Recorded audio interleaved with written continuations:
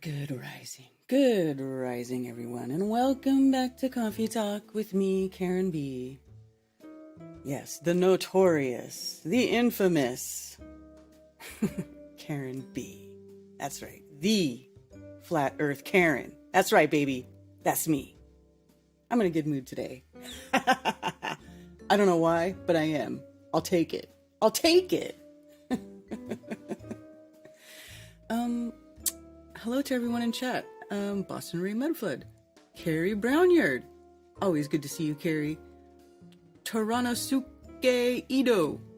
I hope I say that right. Three Fingers, Psyop within a Psyop, Tony Coriolis, Randall, Dose of Reality with Brian Stavely, Mark Wood, hello, Alpine Endeavor, Commercial Sound and Video, Zulu One, Billingtano, good to see you, Mojo Shop, Scrotal Xerox, Matrix One, you guys are the best, Lizzie Iron Maiden, hello, NDB, Sarah G, Chi-Chi, Echegoyan, I don't know how to say that. You guys make weird names. Stephanie Martin, good to see all you fine, lovely people here. Sorry for my tardy. I had to let my doggy go poo-poo. And you know, the doggy going poo-poo always comes first. Brandon C. Moving to Simpsonville, SC in 3 more weeks. Really? I don't know where that is. I'm gonna go look right now. I want to know where that is.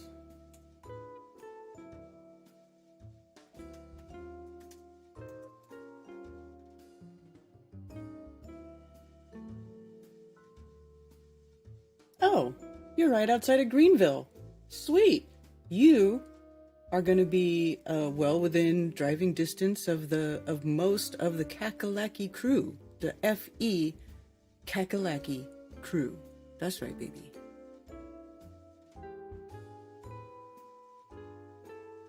Geo World, good to see you. Valley Parks, Redondo Rocket, Sue Finelli. Happy birthday, Sue. Sue just had a birthday. Hope you enjoyed your birthday. Thunder Chicken. Anyway, good to see all you lovely people here. How about Rockfin? Scott Hunter on Rockfin and everybody on Rockfin. Good to see you. Thank you for being here. And Leo Slayer on Rumble. And here I was thinking I was late. Yes, Rumble can get some love. I will give Rumble love because, you know, while I don't trust any of these big platforms, I really don't. Ultimately, it seems like bad things happen and you gets to a point where there's things you just can't say. But Rumble hasn't got there quite yet as far as I can tell. At least not for me. I've not had Rumble censor me at all. They never take down any of my videos. I stream there live every day. There is a chat. So someday, whenever YouTube decides that they really want to shut me up forever, that is where I'll be. So yes, Rumble can get some love.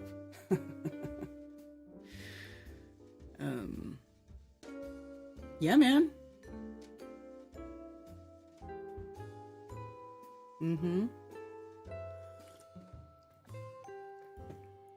So, first and foremost, I want to remind everybody that Flatoberfest 2024 is happening. This time we are doing a outdoor true flat earth festival, September 27th through the 29th in Spartanburg, SC. And yes, it is still called Flatoberfest, not Flattemberfest. Because I'm not changing my name of my event and I'm not changing my websites. I'm not changing that. But hardy har har. So we have lots of good stuff in store for you so far. Scheduled live music, Chief Crow and the Flat Earthworms, One Big Love, David Beverly of Jesus Freak Computer Geek, who is an author. He's an ex-NASA employee. He's been to both poles.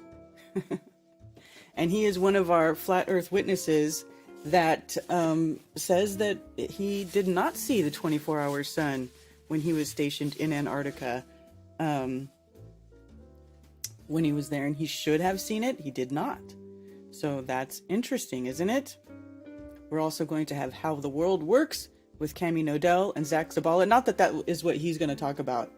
He's going to talk about whatever he's going to talk about. Probably something, he also talks a lot about artificial intelligence and the Bible and stuff. And he's a really smart guy and he's really cool. I don't know what he's going to talk about though. Rick Hummer? I think Rick's still coming. I'll have to check in. You know, it's like Rick says he's in and then he's out and then he's in and then he's out. So we also have live Spagyrics demo coming with Ben Balderson. That is really special. I'm going to be doing a talk, I believe.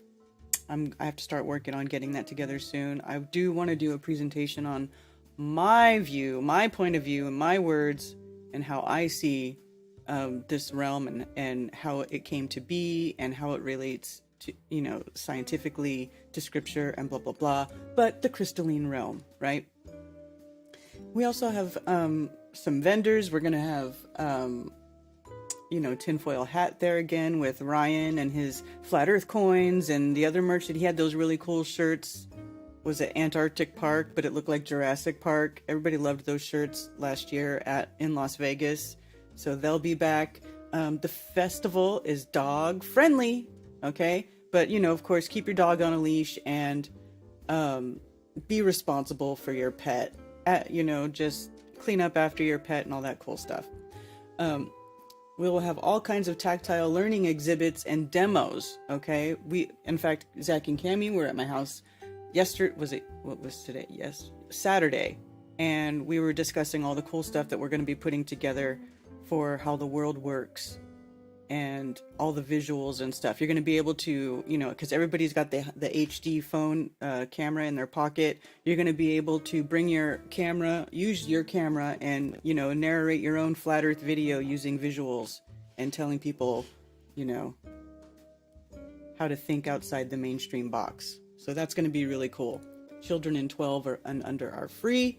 Quiet camping area is going to be set. There is an area they consider quiet camping for people who want to have a, you know, families, quiet camping. If you don't want to party all night, you don't want to be up all night, you know, yammering on, then that's where you'll be. Campers must bring their own camping equipment. There's no glamping. There will be a food vendor at the event, or you can bring your own food, no glass, pack it in, pack it out, you know, that type of thing. Be respectful, clean up after yourself. It's the same as anything else. It is a private property. This isn't like a public camping ground. It's a private property where they, you know, they have private festivals and stuff, and that's what we're doing. So that's it. We just have to, you know, be respectful of the venue who's generous enough to, not generous though really because I pay for it, but they host us there, right? They know who we are, what we are, and they welcome it. So that's cool. Also, vendor exhibitor request form. If you want to be a vendor or an exhibitor, or you want to do something festival-like at the event, please fill out this form and we'll get your message and tell us what you want to do. Somebody contacted me recently who does face painting. So there's going to be a face painting and body art there. I would like to have, you know, if you do body work, masseuse, are you a massage person?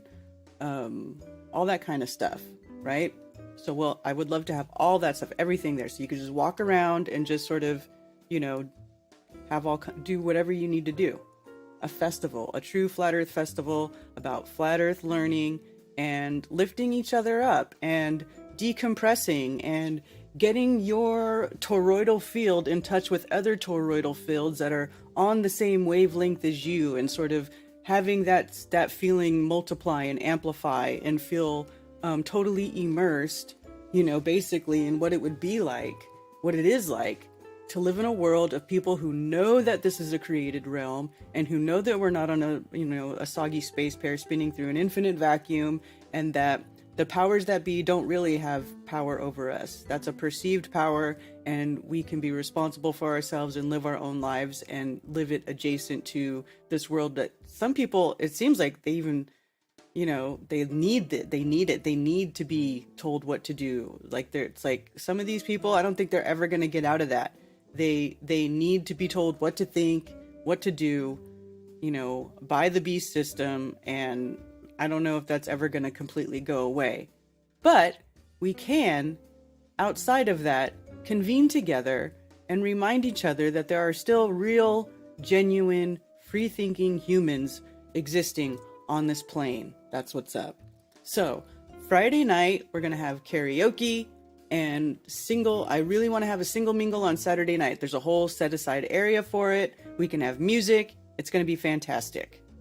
It's going to be amazing. So, I can't wait to see how this whole thing goes. It really is exciting. When we were together talking about it, I was getting excited. It's gonna be fantastic. Hi, Cammy. The space pair is dead. That's right.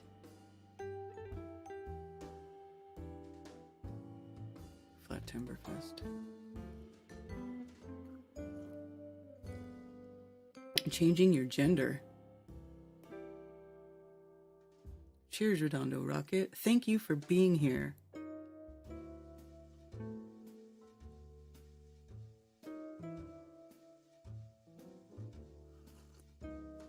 So you guys, I know Lowry is not here yet. He's not in the chat yet, but he sent me this link to this video. He said it was premiering. It's probably on his channel. I didn't even check if it is or not, but it was silly and I want to play it. So I'm going to play this video. I love it. It was actually it's kind of silly. It's Alex and Nicole. Today's discussion an infomercial? Well, Stephanie, listen, if you don't like me talking about Flatoberfest at the beginning of my stream, I just don't know what to tell you. How's anybody gonna know about it if I don't tell anybody? I mean, have you watched the previous shows? It's not the only thing I talk about, but yeah, I'm gonna talk about it. I talk about it at the beginning, and I'll probably talk about it again later, so prepare yourself.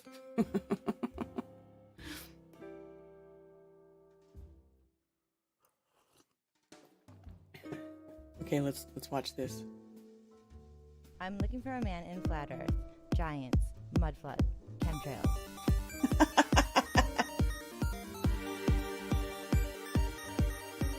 I'm looking for a man in flat earth, research, MK, ultra, program.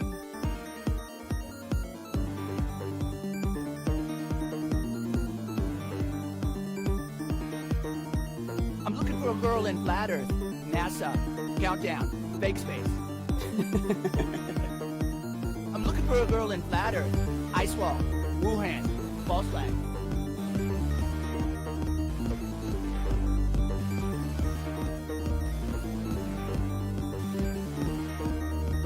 I'm looking for a girl in flat earth, black eye, red shoes, Epstein. I'm looking for a girl in flat earth, deep space, wormhole, Stargate. I'm looking for a man in flat earth, magic, witch hunt, church bells. I'm looking for a girl in flat earth, blue team, red team, supreme. I'm looking for a man in flat earth, NASA, countdown, deep space.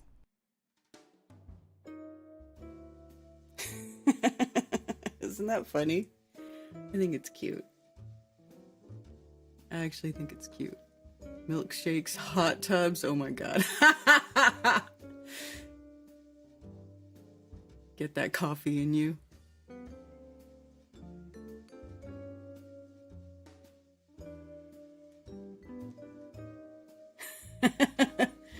Did you miss the part where I said I was in a good mood today? That's not pissy. Hey, if I was pissy, you'd know it. But I'm always surly. Always sassy.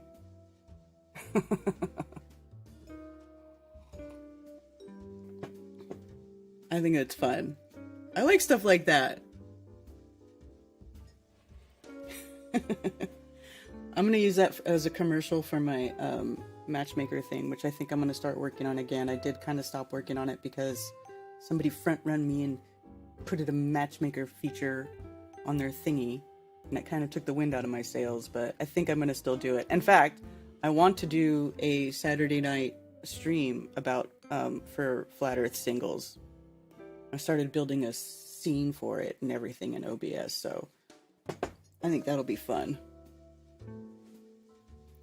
But there will be a single mingle. So if you're single and you're a flat earther and you want to meet other flat earthers, come to the event. There will 100% be a single mingle on Saturday night under the stars in the beautiful Carolinas in a lovely little wooded area with music. I'm telling you, it's going to be so amazing. It'll probably be like the best thing that... What are people's thoughts on sun simulators? Sounds far-fetched. Sun simulators are total bullshit. Well, there are sun simulators, but they're not flying around in the sky imitating the actual sun.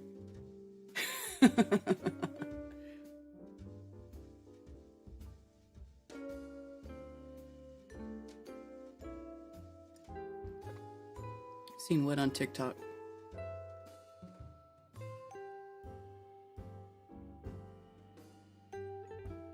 Is this what got them locked up? That's hilarious. No. Singles are still mingling. Yeah. Sun simulators are not in the sky replacing the sun. And I saw that channel made another sun simulator video. I'm gonna unsubscribe because I just don't need... You know, it's like I've subscribed to so many channels on YouTube, like hundreds, because there for a time, if you were making flat earth content, I subscribed to your channel, right? Everybody. Well, over the last couple of years, I've started to unsubscribe. If I see something pop up and I watch it and it's like just absolute nonsense, like, where have you been the last 8 years? Then I'm just gonna unsubscribe because I don't want to waste my time looking at that stuff. You know, all it does is frustrate me. It doesn't help anybody, you know, and then I don't ever get that time back.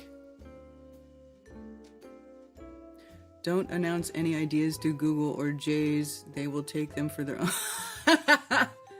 What did I say that they're going to take? I thought so too. Difficult to replicate the sun in the sky. Yeah, well, first of all, what is the sun's position in the sky? It's an apparent position. You can't triangulate the sun. I don't care if you're a flat earther or a globe earther. If you take 3 people on Earth and you point at the sun and you do the math and you go, okay, I see the sun here. I see the sun here. I see the sun here. They're not all, those 3 points don't go to exactly the same place. Kind of, sort of the same place, but they don't go to the same place. It's really kind of crazy and wild if you think about it. But the sun has an apparent position, okay?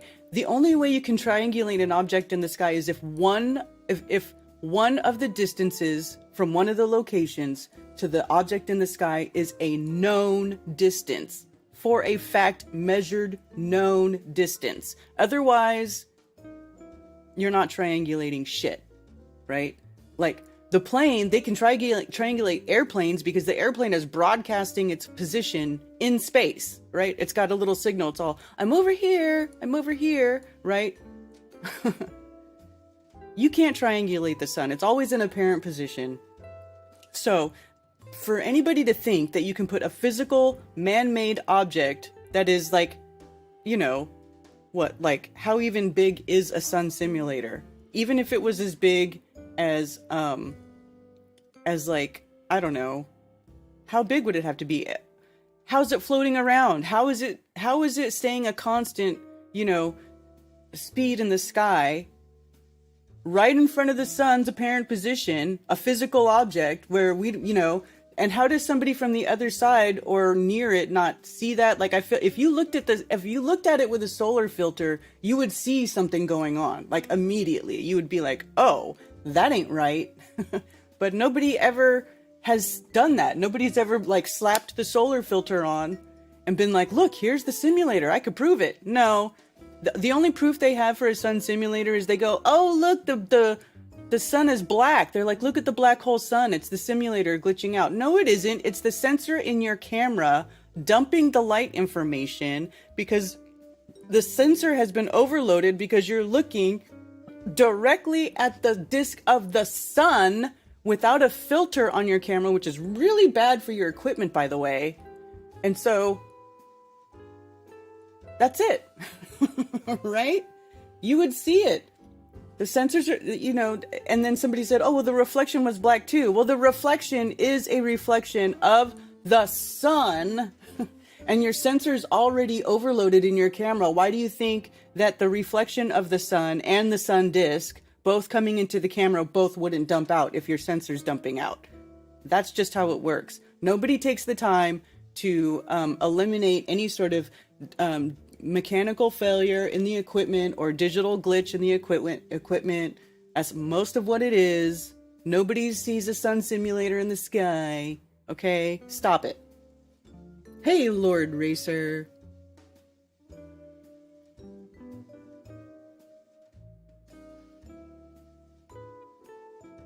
I have a 500 and 1,000 watt sun simulator.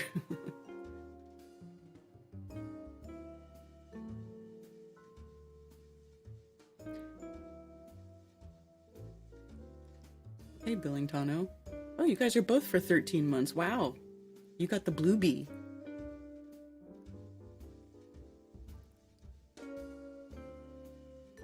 A little stiff this morning. Hey, Chicago artist. Good to see you.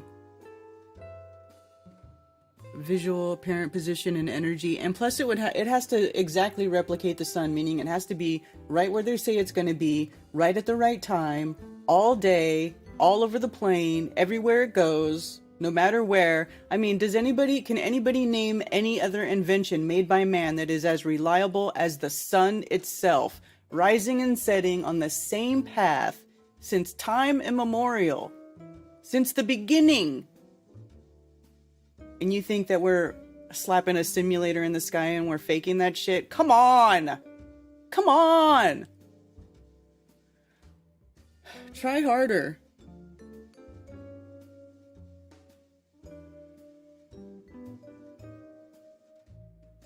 Yeah.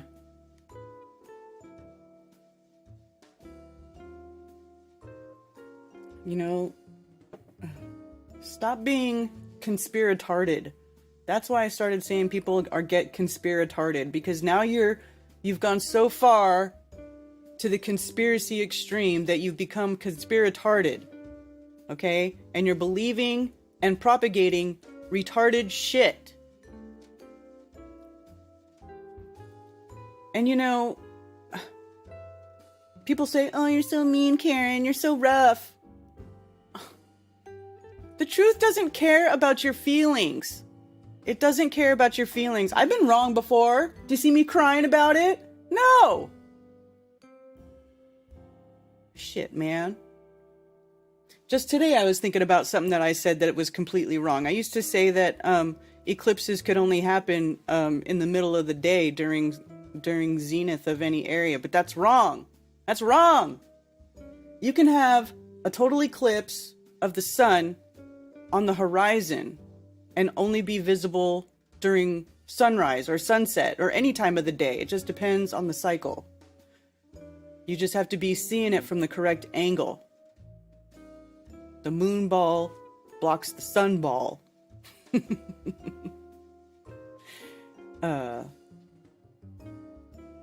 You know, sun simulator is insane. You would need God technology for that. Exactly. You used to think the earth was round. Yes. I was definitely wrong about that. That was a hard one to get over. But now that I'm on the other side of it, I feel better about life. Life is good. I think Flatworks was saying if they find a 24-hour sun in Antarctica, they can say it's a simulated sun to save flat Earth. Well, that's just stupid. We don't have to make up lies. We don't have to make up lies. You know?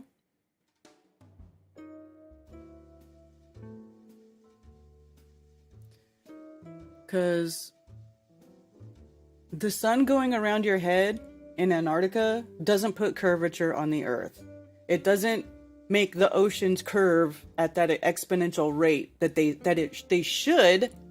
if the Earth was a ball. You don't ever see curvature from any height, ever.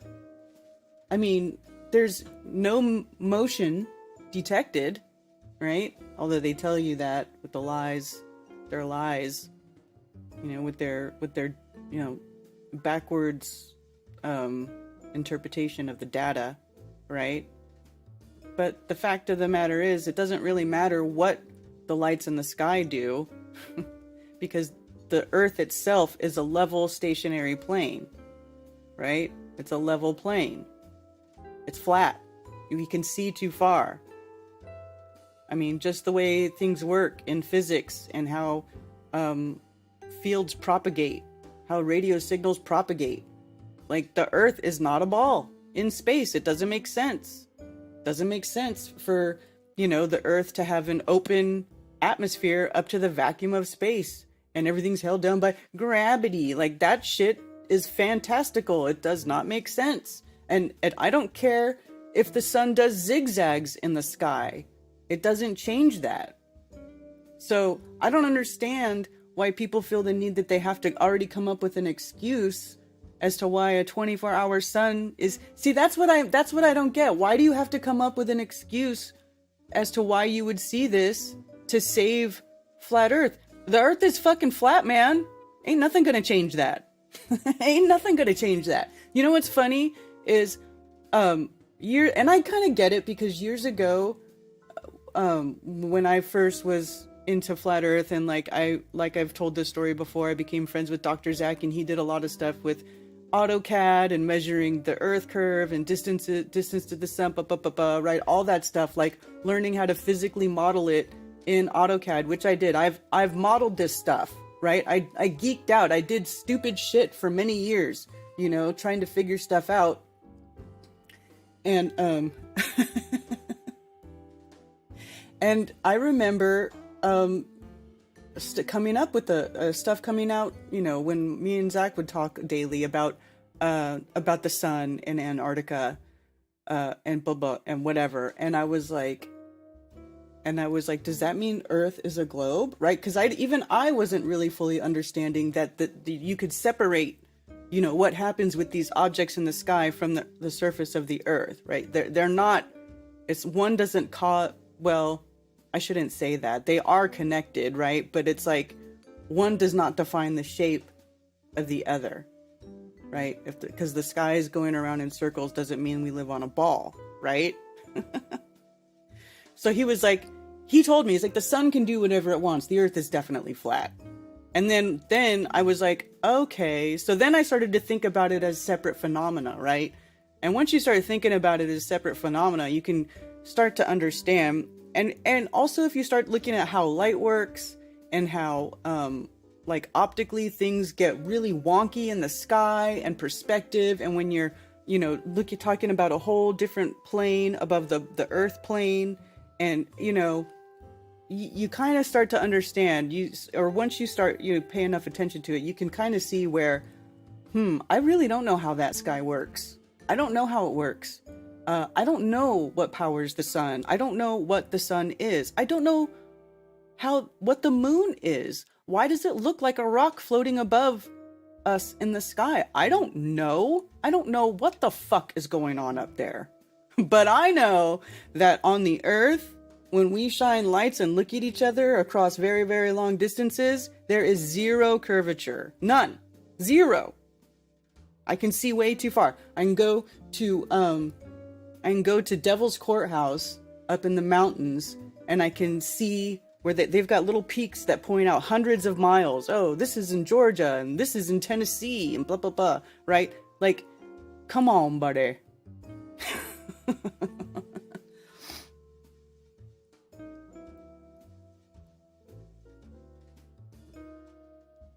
Song stuck in my head.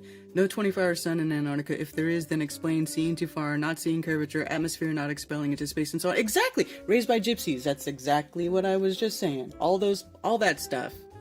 All that stuff. Yeah, how dare you talk about your annual event on your show, Karen? Yeah, I know.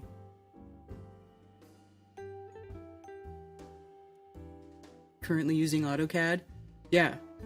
I haven't used AutoCAD for a while, but using AutoCAD and modeling. Have I told you guys this story? Because the Selene-Leon eclipse, where you see the moon and the sun, is it right? Lunar, was that what it is? Yeah, you see the moon and the sun in the sky above the horizon at the same time, and everybody to this day goes around saying that that is impossible on a globe Earth. But I wanted to prove that, because I was like, yeah, this is some bullshit, man. I'm gonna model it. And so Zach told me, he told me how to get the software. He taught me how to use it, right? And so this is how I learned how to use AutoCAD. I made an Earth, I made a sun, I made them the correct distance apart. And then I made the moon. I put them all in their respective angles. I had it all, everything. And he even checked it. He was like, yep, that's right. Well, guess what? When you drew a big tube from the sun going through the Earth and touching the moon, that shit lined up. It lined up. Actually, yeah. So I basically debunked our Russian vids, because he made a video about that eclipse, and everybody else. But here's the thing. No Globie is smart enough to go and do that. Like, if a Globie went and did that, that would be devastating, right? Do you see any Globies going and modeling anything in AutoCAD? You know why? Because there's plenty of other shit you can model in AutoCAD that completely debunks the globe. Like anything that measures curvature on the Earth from one point to the other, right? That, seriously.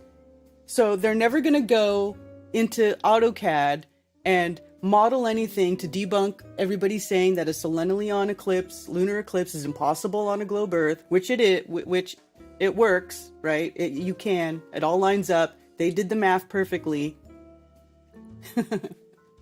But nobody's ever going to do that, because once they open themselves up to using AutoCAD, then they have to start, well, hell, if you measured that, then how about this? Let's talk about Earth curvature. Then it's done. It's done. So, so flat earthers can run around and go, oh, you can't, the Selene-Leon eclipse is impossible on a globe. They can say that until the fucking cows come home. And nobody's going to do shit about it. Because once they start opening themselves up to that, then you get into measuring Earth curvature, and that's it. It's done. The globe's done. So, anyway.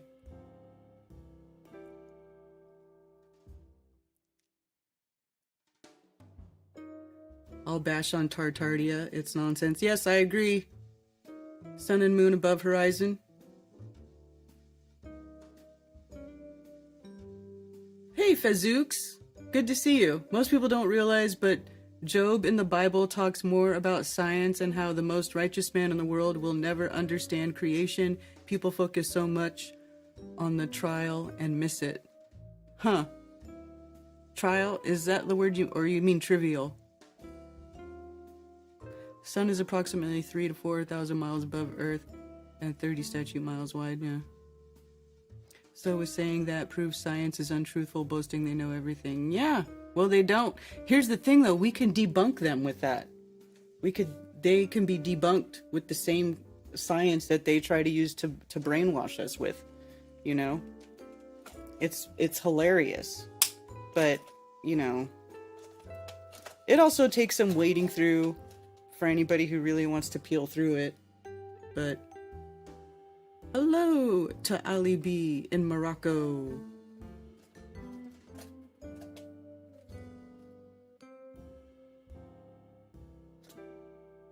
Yeah. So, missed you on Strange World. Yeah, I'm no longer on Strange World.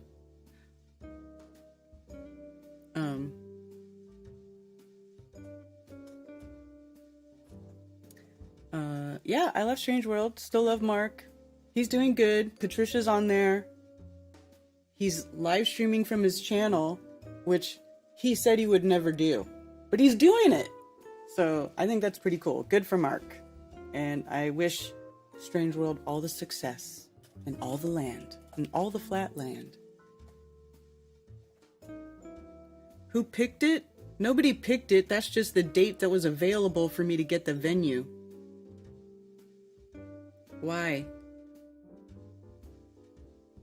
I can see Spain from Morocco on a clear day with my naked eye.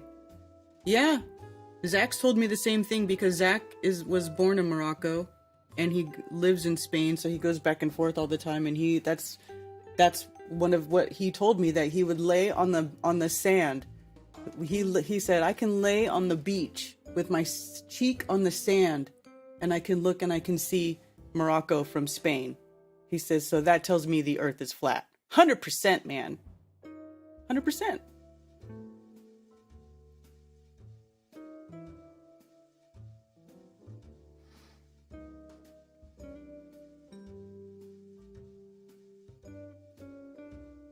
Are we just gonna call the Globers spinners?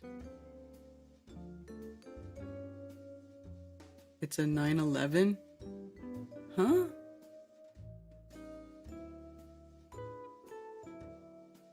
Well, 7? Oh, because 7 plus 2 is 9, and then 9 plus 2 is 11. I did not even see that.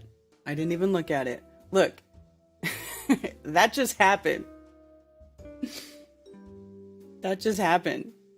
So, take it for what you will. The universe loves to prank me. Look at the Karen meme. The universe loves to mess with me, man. I'm telling you. I get pranked on by the universe constantly.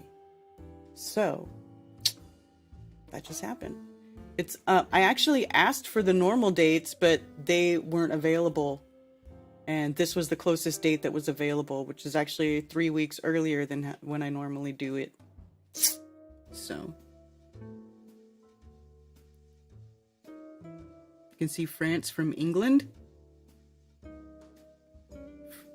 Really?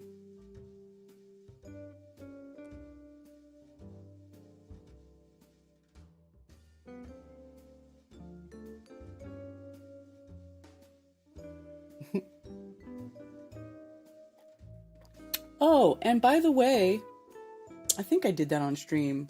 You know, there was a thing going around saying that Grandfather Mountain to Charlotte, viewing Charlotte from Grandfather Mountain debunks the globe. No, it doesn't.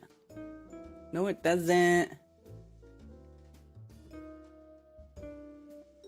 I was gonna go recreate that shot.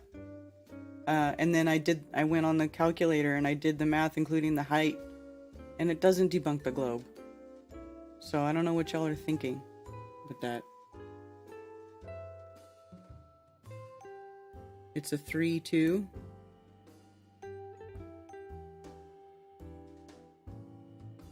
What do you mean?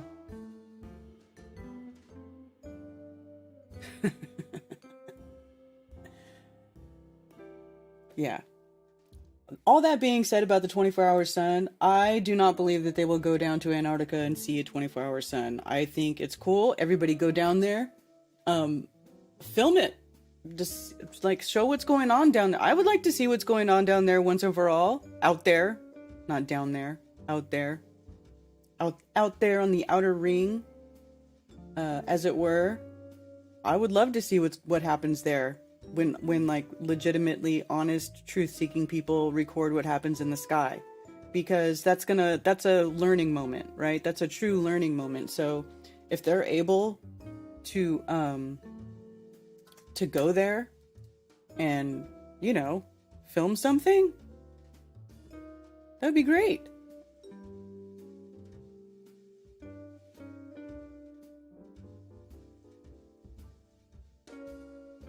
I remember seeing the brown line of Africa from Cyprus in '96. Oh, wow. How far is that?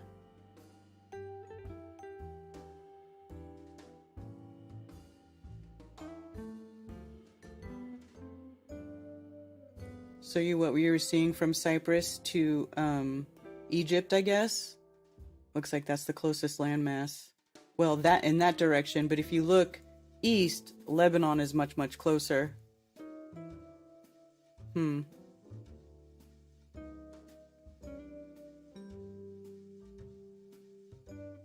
Does this have a thing to measure a distance? Oh my god, go to Earth. Google.web search.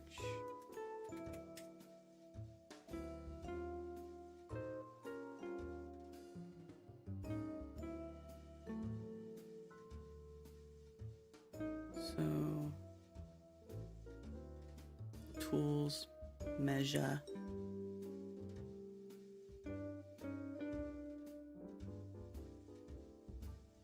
So that's over 200 miles, at least. So I picked the southernmost point.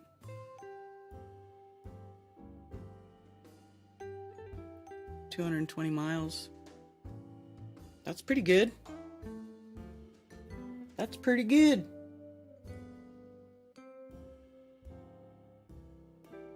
Why the lie? To hide the creator of all. Yeah. I can get someone to milk my goats. Just found a 4-foot 4-inch pipe for my Rubens tube. Hey, that's cool.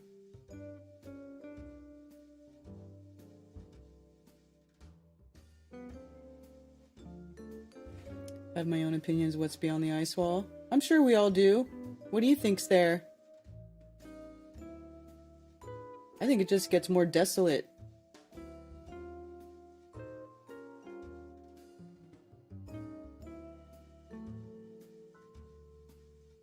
It ain't what you think. Well, I mean, it might not be what you think either. Nobody knows. Nobody knows.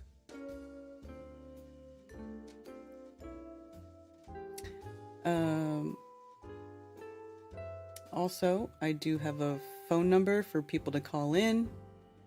It is 704-666-1776. Syria? Oh, it was Syria? Okay. Let's see how far that is, though. Where's Syria?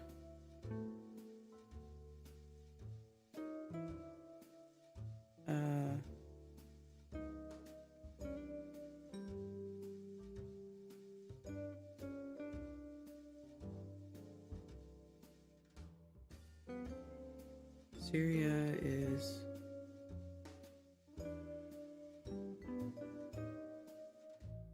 around here, right?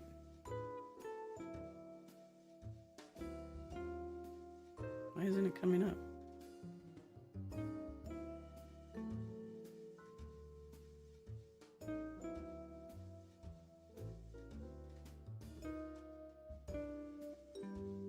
Oh yeah, Syria. So Lebanon, Syria. Here to here. Let's see. I don't know where you were, but if you were here, that's over 100 miles. Or if you were here, 70 miles.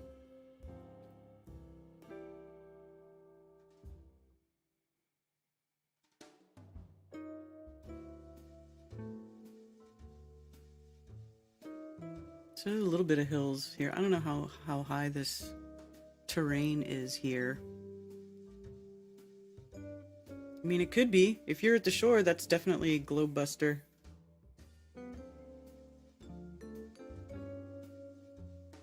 Hey, Richard B. Good to see you. It comes increasingly deadly. Cheers, dung beetle. Wish I had helped to shear these sheep. Oh.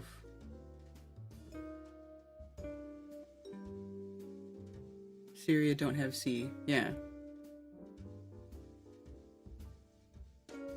That would be awesome, Richard.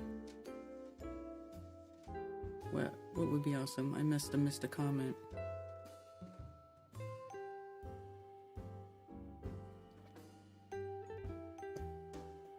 So, Rubens tube, for those who don't know, is like when you play cymatics through the tube and it has little flames that go with the frequency. They dance to the frequency.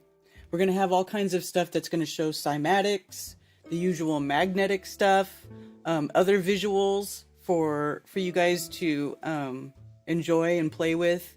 It's really going to be cool.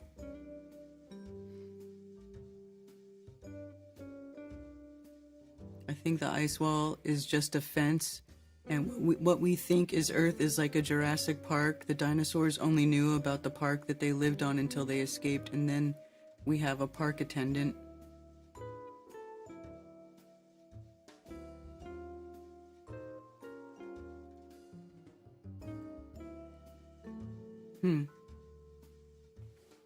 I mean, here's the thing. I kind of get why people think like if you know where the border is, well, then you're trapped, or it's like you're in a cage. I mean, when you walk outside the door, do you feel like you're in a cage?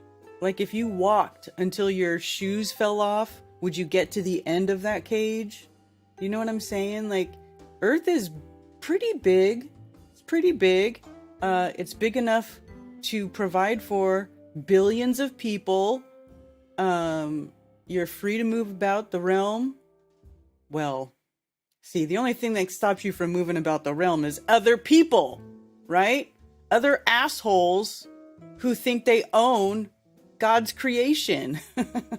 All right? So, like, if you want to travel, you have to get all this fucking permission and get your paperwork and blah, blah, blah. Why do you have to do that? Not because the creator said so, because other men, you know, other shitty humans who want to boss other humans around, you know, other humans who want to act like they're God, but they're not.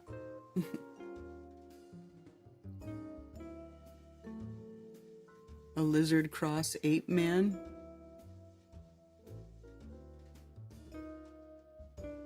You're a metal supermarket?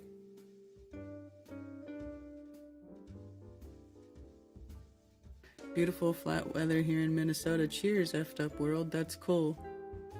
It's a nice prison.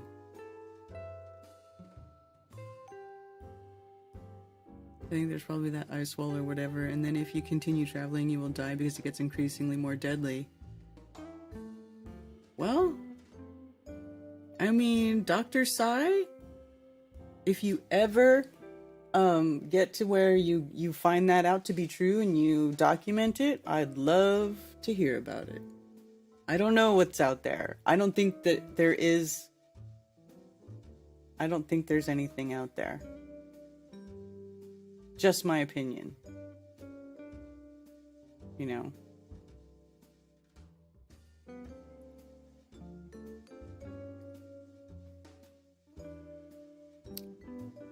Control freaks want to run the show. Yeah, exactly. I never did watch Westworld. I should watch that.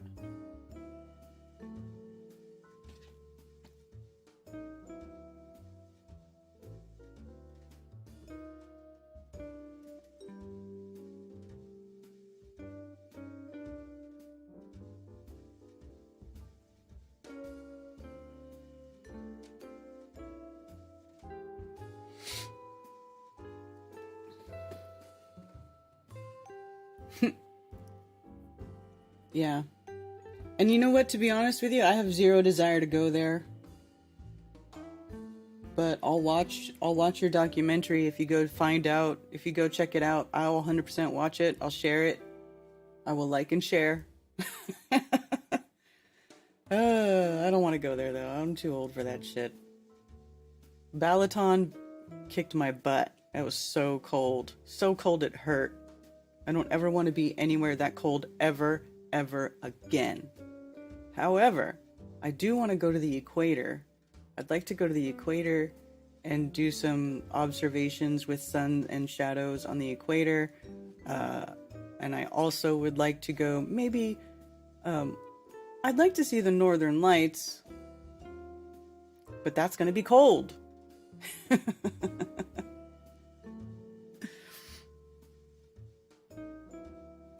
It's like a beautiful incubator a beautiful terrarium.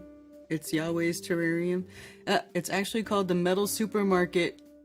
There are 70 locations in the States, over 8,000 pieces of metal on hand, all shapes and sizes.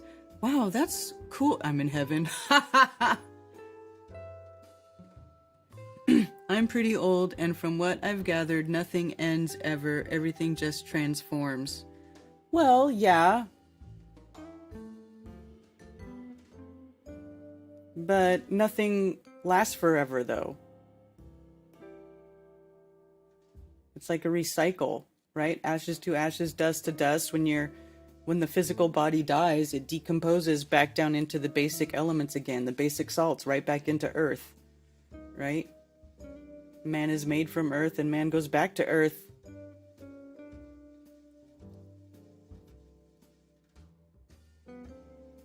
Karen, do you think if Jaren goes to Antarctica and experiences a 24-hour sun, will flat earthers will promote the Flat Earth Sun and Moon Clock app? 24-hour sun clearly debunks the app. I mean, I don't know.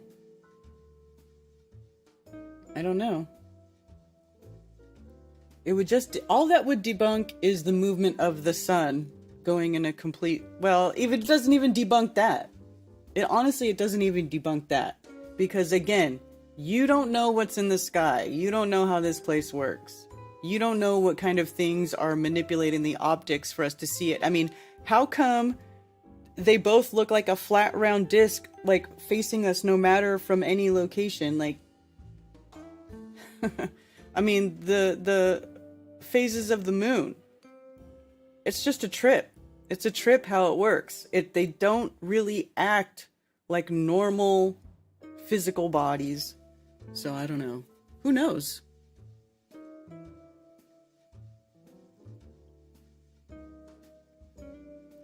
Crystal hypercube.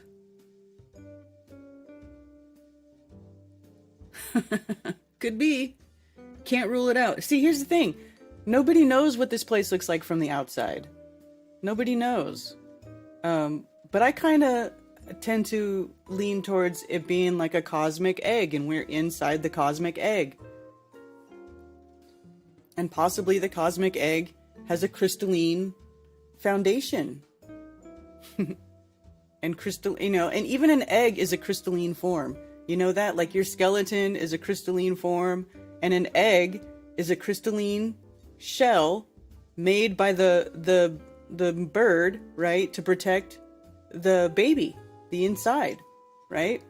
While the baby grows inside and thrives inside of that shell, inside the womb, right? So it kind of makes sense that there would be like a cosmic egg, which is sort of like the cosmic womb of in which we all thrive and live and survive, with a crystalline exterior, crystalline foundation. Where does the foundation,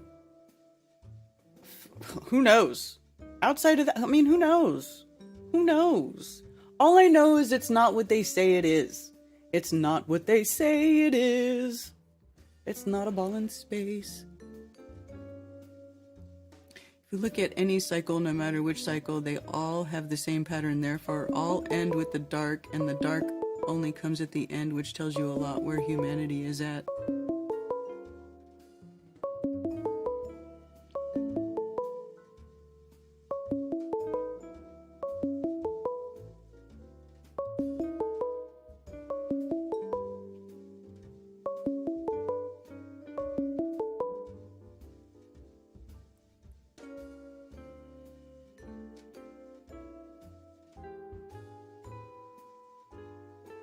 I lost my window.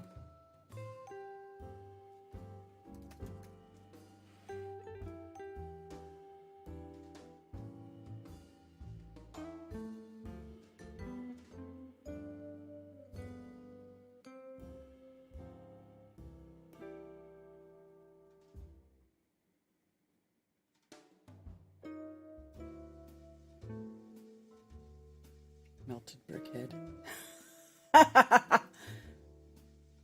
What is going on with my voice? Oh, I don't know what's happening.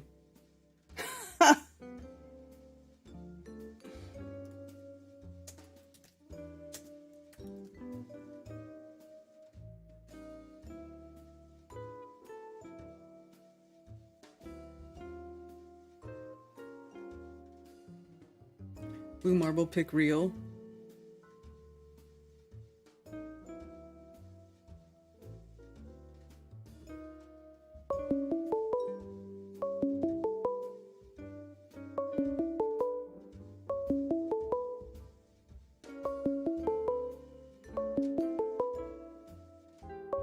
I don't know what's happening. Hold on.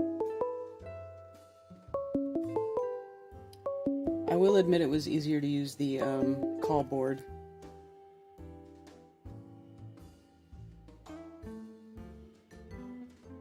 A stupid thing. Hold on, you guys.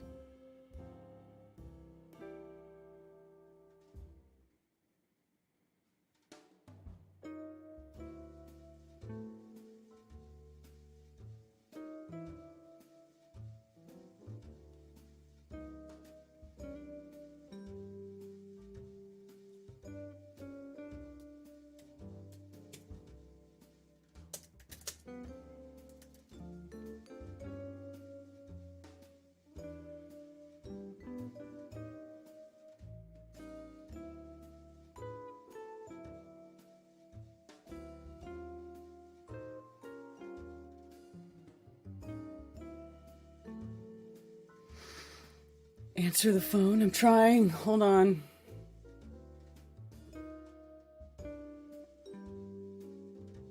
All right.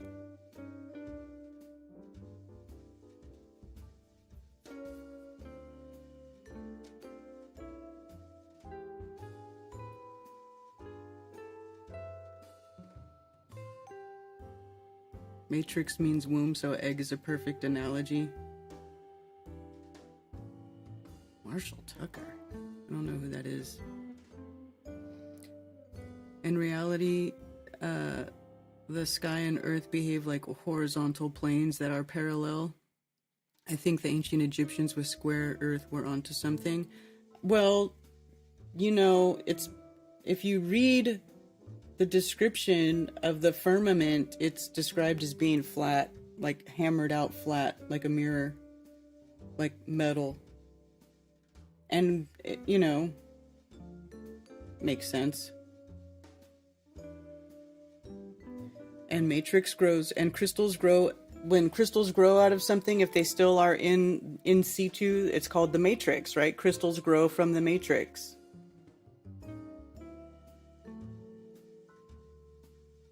Hey, the Reckoner. I'll forget that that you are Alex.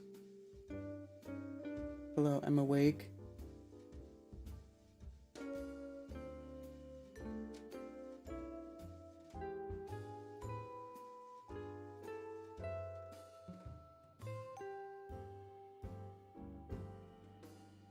Okay, let me reconnect to this thing. I don't know. It's Google Voice. It acts stupid sometimes.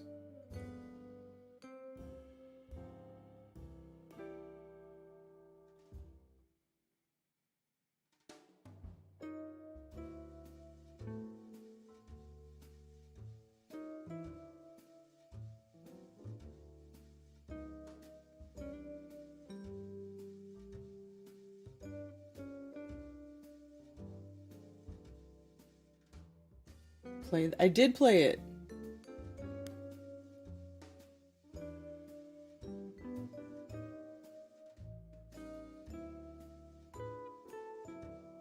I mean, if you tell some truth and then you pass that truth on to say 100 people, and then they pass it on, by the time it reaches the 1,000th person, what is said is no longer true. It has been misconstrued.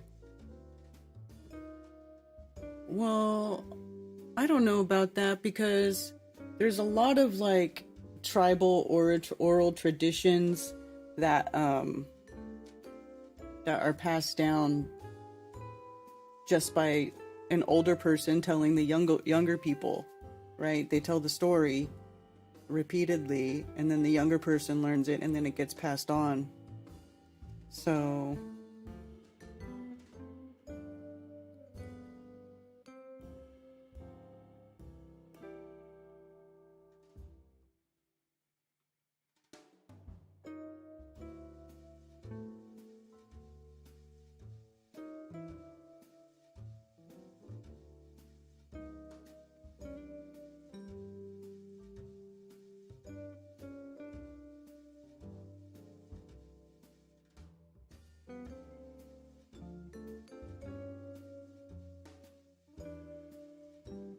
was somebody... What the hell?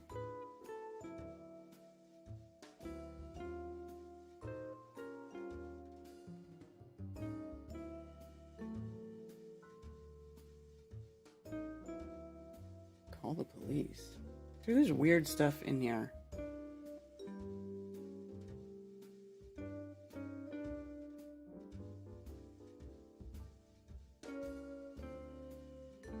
Weird.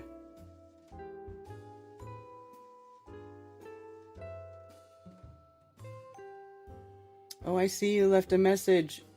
Call back. Try to call back. Lloyd.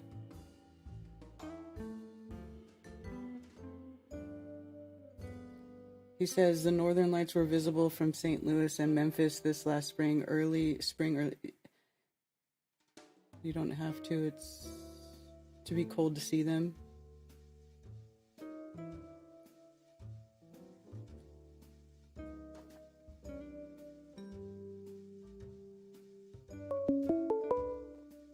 All right. Thank you for calling Coffee Talk. You're on with Karen B.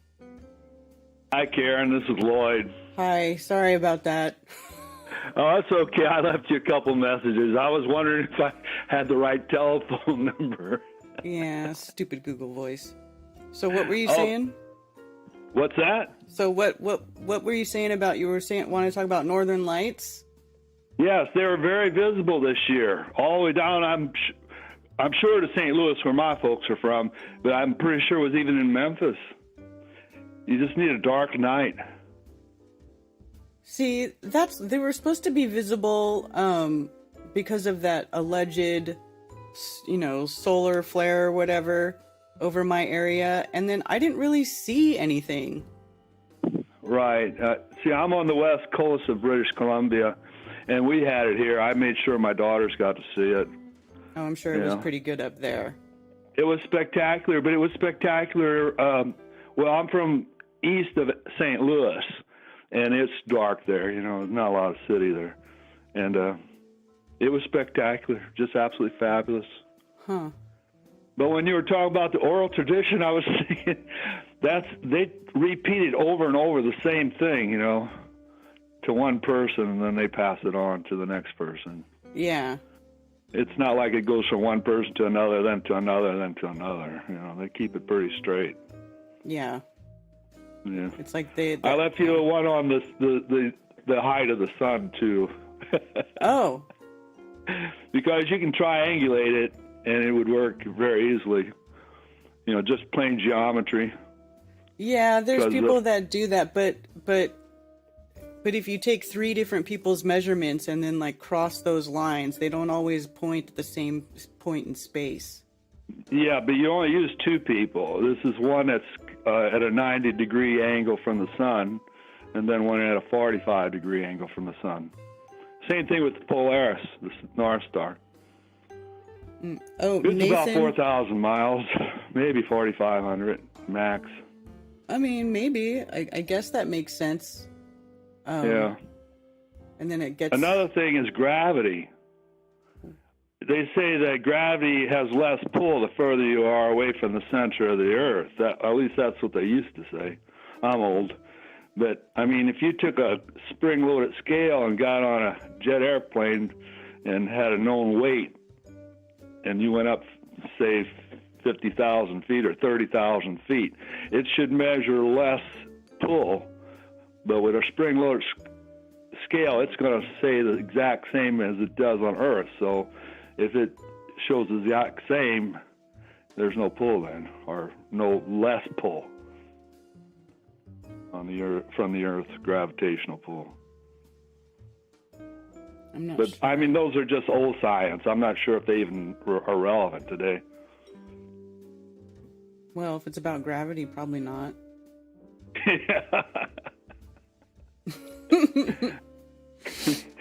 Yeah. I mean, I don't really have an education. I went to school, university for 2 years, but I learned about political science and earth science and astronomy. Those were my favorite ones. Yeah. Yeah. The only one I aced was astronomy because it was just bullshit. Well, But you just measured, they just memorize all the numbers. right. You just plug in the numbers, right? Yeah, that's it. That's all it is. It's all bullshit. All right. Yeah. You have a great day now. Okay, thanks. Love your show. Thank you. You too. Okay. Bye now. Bye.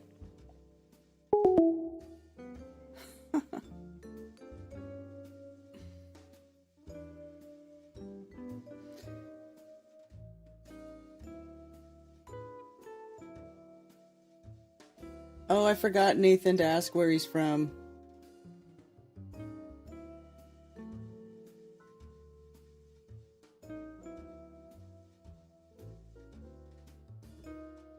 You'd be heavier further up in altitude, less buoyancy with thinner air.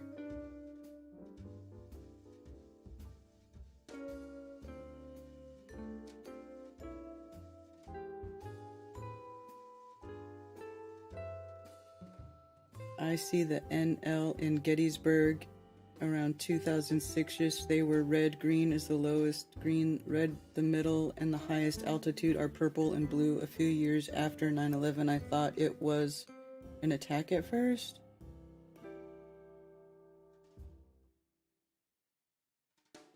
Weird.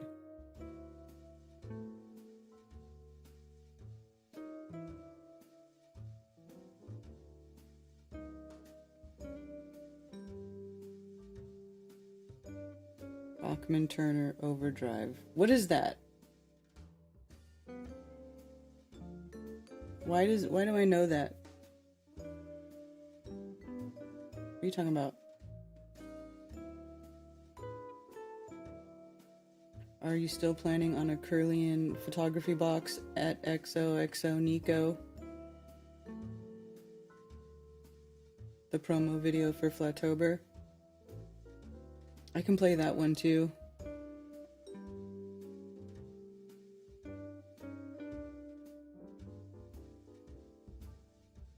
Wait, why do I have two? Why is there two?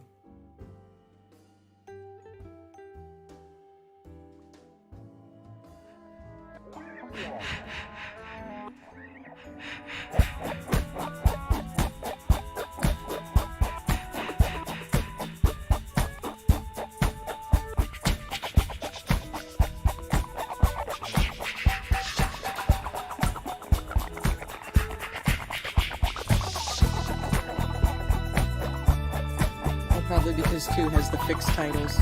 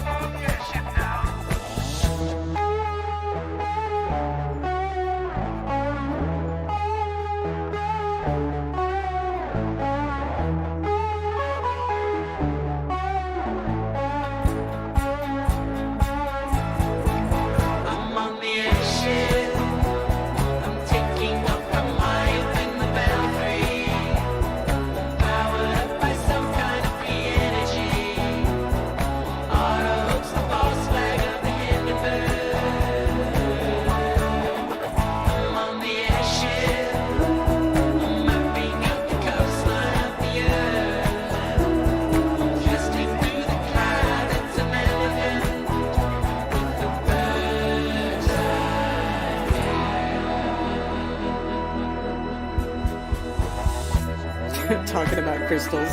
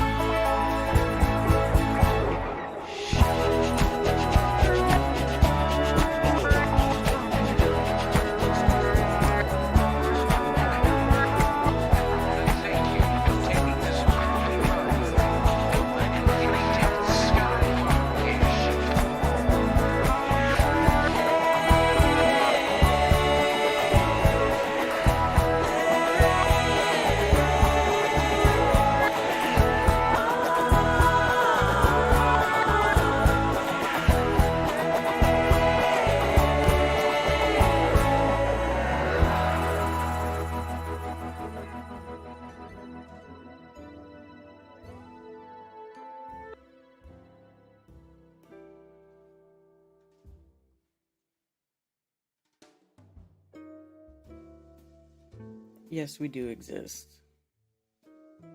There you go. That's a fun video. Thanks for doing that, Lowry. I really like watching that. Technology is trickle released.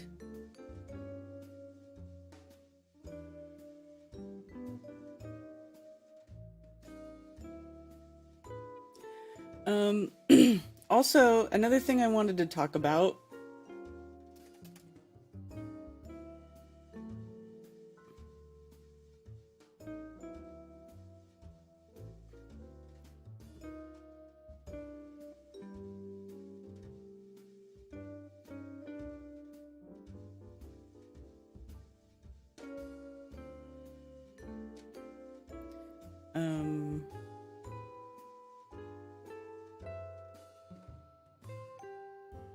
Was a video that Taboo Conspiracy put out. Did I already oh,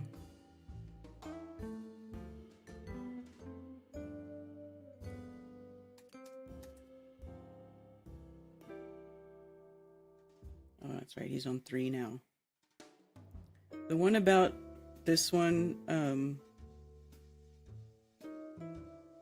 that's not the moon. This guy's presentation about why he thinks that down from what I already about why he thinks that it's not the moon eclipsing the sun, and he's doing it based on his analysis of this trajectory.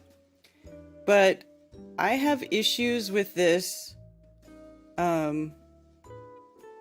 because his camera is a fisheye lens camera. Look at this going up here. This is going up here, which means at this rate, you know, up in these areas, it's going to be going down, right? So it's distorting. This is a distorted video, and he copies the trajectory from the video that he takes with this lens, you know, and he models it, you know, which is cool. I like seeing people do this because at least people are thinking about things and they're trying to figure stuff out.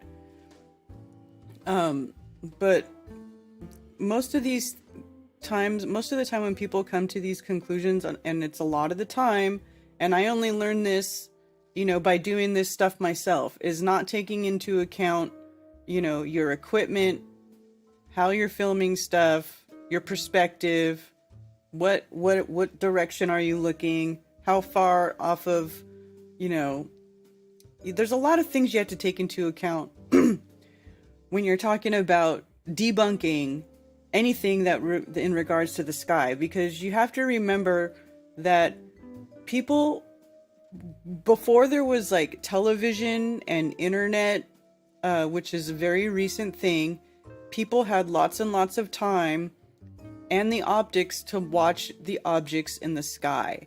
For hundreds and hundreds and hundreds of years, people have been watching these objects in the sky. They have been documenting their placement in the sky very, very meticulously. You can look up these records. They are called ephemerides or canons. It's the same thing that they use to predict when an eclipse is going to happen and where it is going to be visible from. Pretty much as far as like the placement of things in the sky, you can assign any sort of size and distance, and the rest of the numbers can just fall into place as far as, you know, what you can assume about things in the sky. But they're always, you know, they always do the same thing. They always are where they say they're going to be. All the stuff works out. So, I mean, for anybody to debunk that it's the moon eclipsing the sun during a solar eclipse, I mean, I don't even know if that could be done, to be honest with you. I'm not 100% sure that could even ever be done, because it all works out. You know, the sun, the solar eclipse only happens in a new moon phase. In the new moon phase, the sun and the moon are in the sky together, moving in conjunction. Sometimes that conjunction produces a visible eclipse, and sometimes it doesn't. But that's just part of the cycle. I didn't get the moon trajectory thing. The moon went in front of the sun if we follow its trajectory that day. Exactly. Well, see, because, and then, you know, he's like looking at, oh, here from the P1000 point of view. Okay. But, you know, it's just not the same. And here's the thing, like what I mentioned earlier with the solar eclipse. Okay. Remember how I was like, well, the solar eclipse only happens, you know, at zenith. That's what I used to think, because that's what it seemed like was happening when I watched it in August 2017. But it's not the case.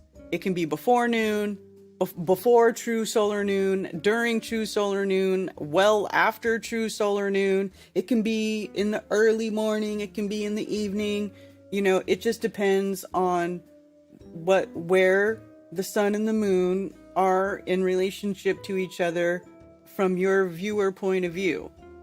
Right? So then later I found video of an eclipse happening on the horizon and somebody watching it, you know, so it's not always during solar noon. So this particular eclipse, you guys remember, it was like it was like 3 o'clock when it started, right? That's well after when solar noon would be. So not only is this not happening, you know, directly south, even though he says, oh, my house is pointing pretty much south. Well, is it pointing, how much off pretty much south is it? Because we're talking about, you know, a distorted camera looking at, you know, the path of the sun and the moon, and this eclipse is happening past zenith. So not only is it past zenith, but your house is facing even further off of south, you know, however many degrees, which further distorts the trajectory line that the sun and the moon are taking. So you can't take that, you know, without adjusting for the barrel distortion of the camera looking south, and, you know, how off of direct south you are. You can't not take that stuff into account and then trace that line and then expect it to match what you see with a P1000 that's on a tripod, you know, looking directly from the horizon, looking up, right?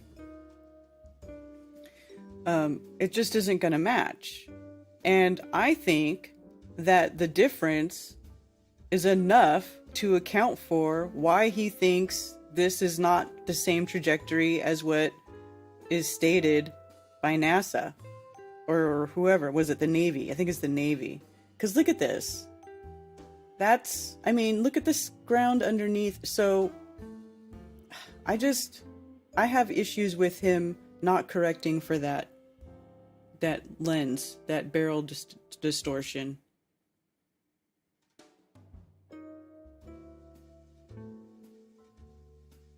You know, but good for him for, you know, at least taking the time and trying. But I would say, like, see here, you know, and then he compares, let's see.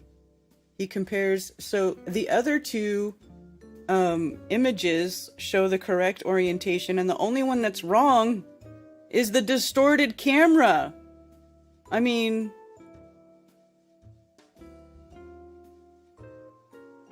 what do you think?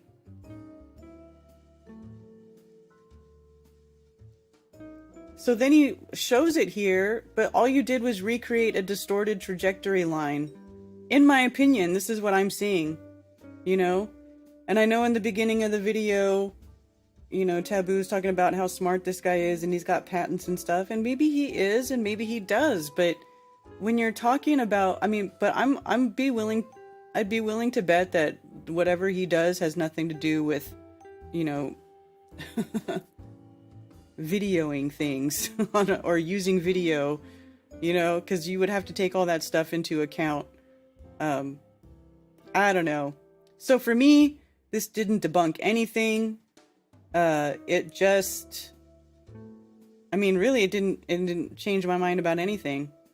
I still think it's the moon, occulting the sun. Makes sense. And I don't see a problem with that. You know, the real kicker is still for me the lunar eclipse, you know? That's one that we still have to work out the mechanics on the lunar eclipse, but I don't see a problem with the moon being the object that occults the sun for a solar eclipse. Hey, Ted. Ted's back to work now, by the way.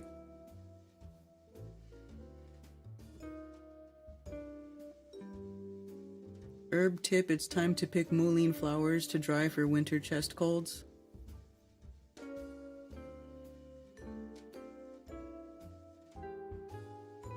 Yeah, well, first of all, it's 2,500 miles from Los Angeles to New York as the crow flies, and they say the moon is 2,600 miles across, but yet at room number 233 we see it from this distance. I don't understand the last part of that comment. The video with the moon trajectory, what I see is someone brand new to understanding what the luminaries do and excited about it. Nothing wrong with that. Exactly, effed up world. Exactly.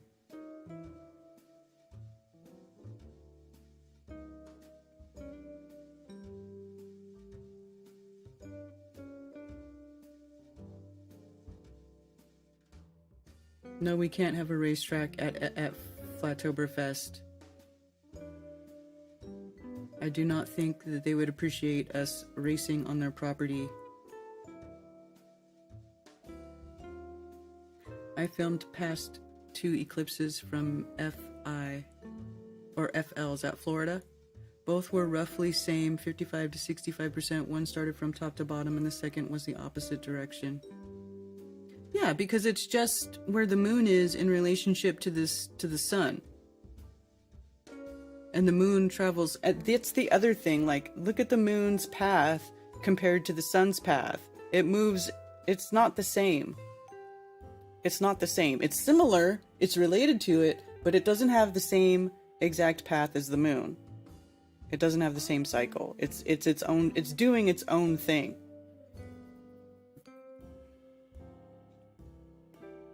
Mud wrestling.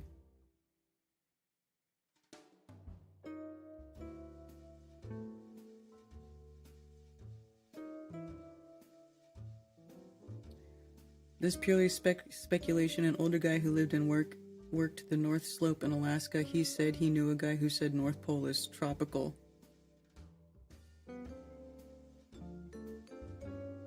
That's so interesting. That's interesting. Like, for me, I'm way more interested in trying to, please go away. Hold on, I gotta moderate my, Rumble chat. Because there's some person in here trying to spam, what do you call it?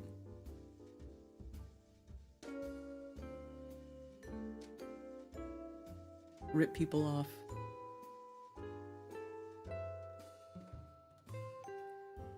Anyway, sorry about that.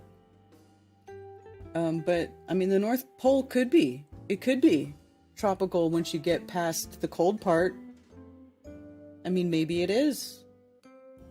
I had a crazy dream that I was in a boat at the North Pole with a bunch of people, and it was nice. It was beautiful. And there was a big black mountain, a big black pointy mountain, and we were all just like, oh, there it is.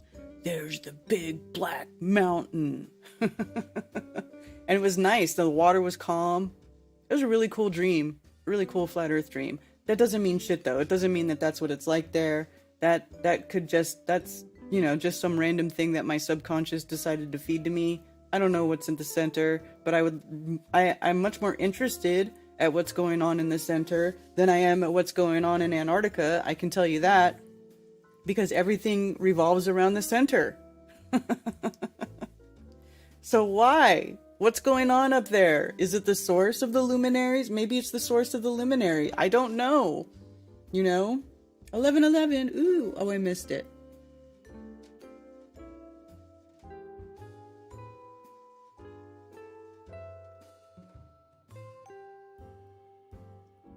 Yeah.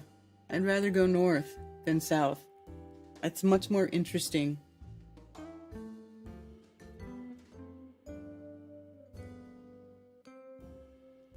I was almost to the Arctic Circle but couldn't get past because of the ice pack when I was in the Coast Guard. Interesting. So yeah, while it's an interesting video, I feel like, I don't know, I feel like Taboo Conspiracy should have the same concerns that we do as far as this, like, distorted video. And then you can see the azimuth of the... You know, like, okay, you can see it's matching, it is matching, but your video, yeah, the trajectory matches, right? It does match. Why? Because that's what the trajectory is, and your video's distorted. So your distorted, you know, time-lapse video doesn't match the P1000 video or the other video that Dustin took from, you know what I mean? Like, I feel like this is a really obvious issue with this. Does anybody else feel this way, or is it just me? I feel like it's an obvious issue. It was like, because I was watching this and it's an hour long, and I started, and as soon as I got to, yeah, Fisheye lens, curved roof peak, blah blah blah. Does he explain it here? Let's see. So let's take a picture, let's take a quick look at what this camera shows. So this time-lapse camera has a fisheye lens. What I mean by that is you can kind of see now at the top corners, this is my roof peak. You can see it's rounded. That's a fisheye lens, all right? We're not on a globe? That's not proving a globe there? Yeah, that happens a lot with the GoPro cameras. They're famous for the fisheye lens. Yeah. And you can also see there's a curved horizon. I told you, we just saw the picture of the standard one is not curved, and my street over here is not curved either. All right, so it's okay. Fisheye lens work. In the middle, it's roughly where you'll be seeing the sun and moon traverse across the sky here. Yep. It works pretty well. So at least you just know what you're looking at. Also, so he knows, but he doesn't. But he doesn't bother to think that that could affect their trajectory. He just thinks in the middle that it's straight enough, but it's not. Shows, March 18th. That's when I had batteries calculated. My camera's looking at 187.9 degrees south, roughly almost directly south. And this is based off on the of south. North azimuth as defined again by the U.S. Naval Observatory. Okay, so now that you know what you're looking at here, let's take a look at the video that's going to show the time lapse is a year. Kind of chemtrails in this video, yes. There are 2 weeks before it's washed. And you can see that, right? I can, yep. And let's go full screen here. And this is about a 3-minute clip. And I'll just let it run so you can, again, I'll full screen that. There you go. All right, so like I said, it's kind of cloudy. You notice the clouds are moving. Okay, so the middle, the least distortion is going to be right here, which is well below where the sun and the moon trajectories are going. I just want that to be noted. It's always going to be right in the middle. If you have a fisheye lens, the only thing that's going to look the closest to true is going to be right here, square in the middle, right there in the center. Not up here. I mean, not down here. Across the sky here, and this is on the 23rd. Like, look at how close it's getting over here. This is what it looks like. You can see my neighbor's house there, kind of right in the middle at the bottom. See my curved street on the lower right. Yeah, but you don't think it's affecting the path of the trajectory? Notice the clouds are moving away. Then note the clouds, because sometimes they're coming towards you, sometimes they're moving away from you. So now, see, I don't understand why you think up here, where it's like straight in the same upper third, where the path, where the curved peak of the house is, and you don't think that that's going to affect what the trajectory looks like? I mean, I don't know. I feel like this is a really blaring, obvious problem.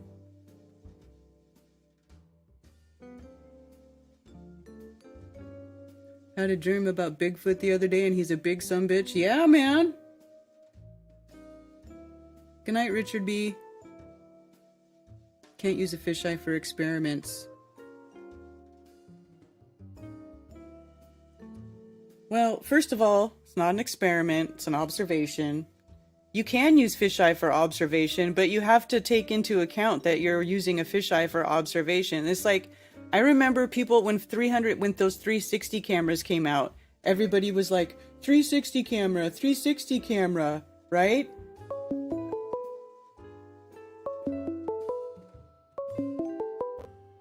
Thank you for calling Coffee Talk. You're on with Karen B. Hey, Karen. Yeah, that is weird how he's going on and on about, see, this is a fisheye, and look what it does on the edges, but he doesn't think it's going to affect path. Yeah, that's weird. But then he just moves on. He's like, just so you know what you're looking at. Okay, but do you know what you're looking at? Right. It's kind of strange. I had a quick, unrelated question that I've been meaning to ask you. Okay. Having to do with atmospheric pressure and the air. And so you know how we all talk about how ridiculous it seems that there's the vacuum of space next to our atmosphere, and it doesn't suck the atmosphere away from us. Mm-hmm. And the globe explanation is, well, gravity keeps pulling down the air molecules. That's their explanation. Which I agree seems kind of ridiculous. But do flat earthers have an alternative theory as to why, like if you go up Mount Everest or Mount Rainier or anything high, it's clear that we really do lose air, that the air stays low. So does anyone in our community posit any theory as to why that happens? Because if you take like a hyperbaric chamber or any chamber, you wouldn't be able to have air settle in one end of it or the bottom of it as we see or experience on Earth. I'm just curious, does anyone have a theory as to why it is the way it is in flat Earth? Why there's a pressure gradient?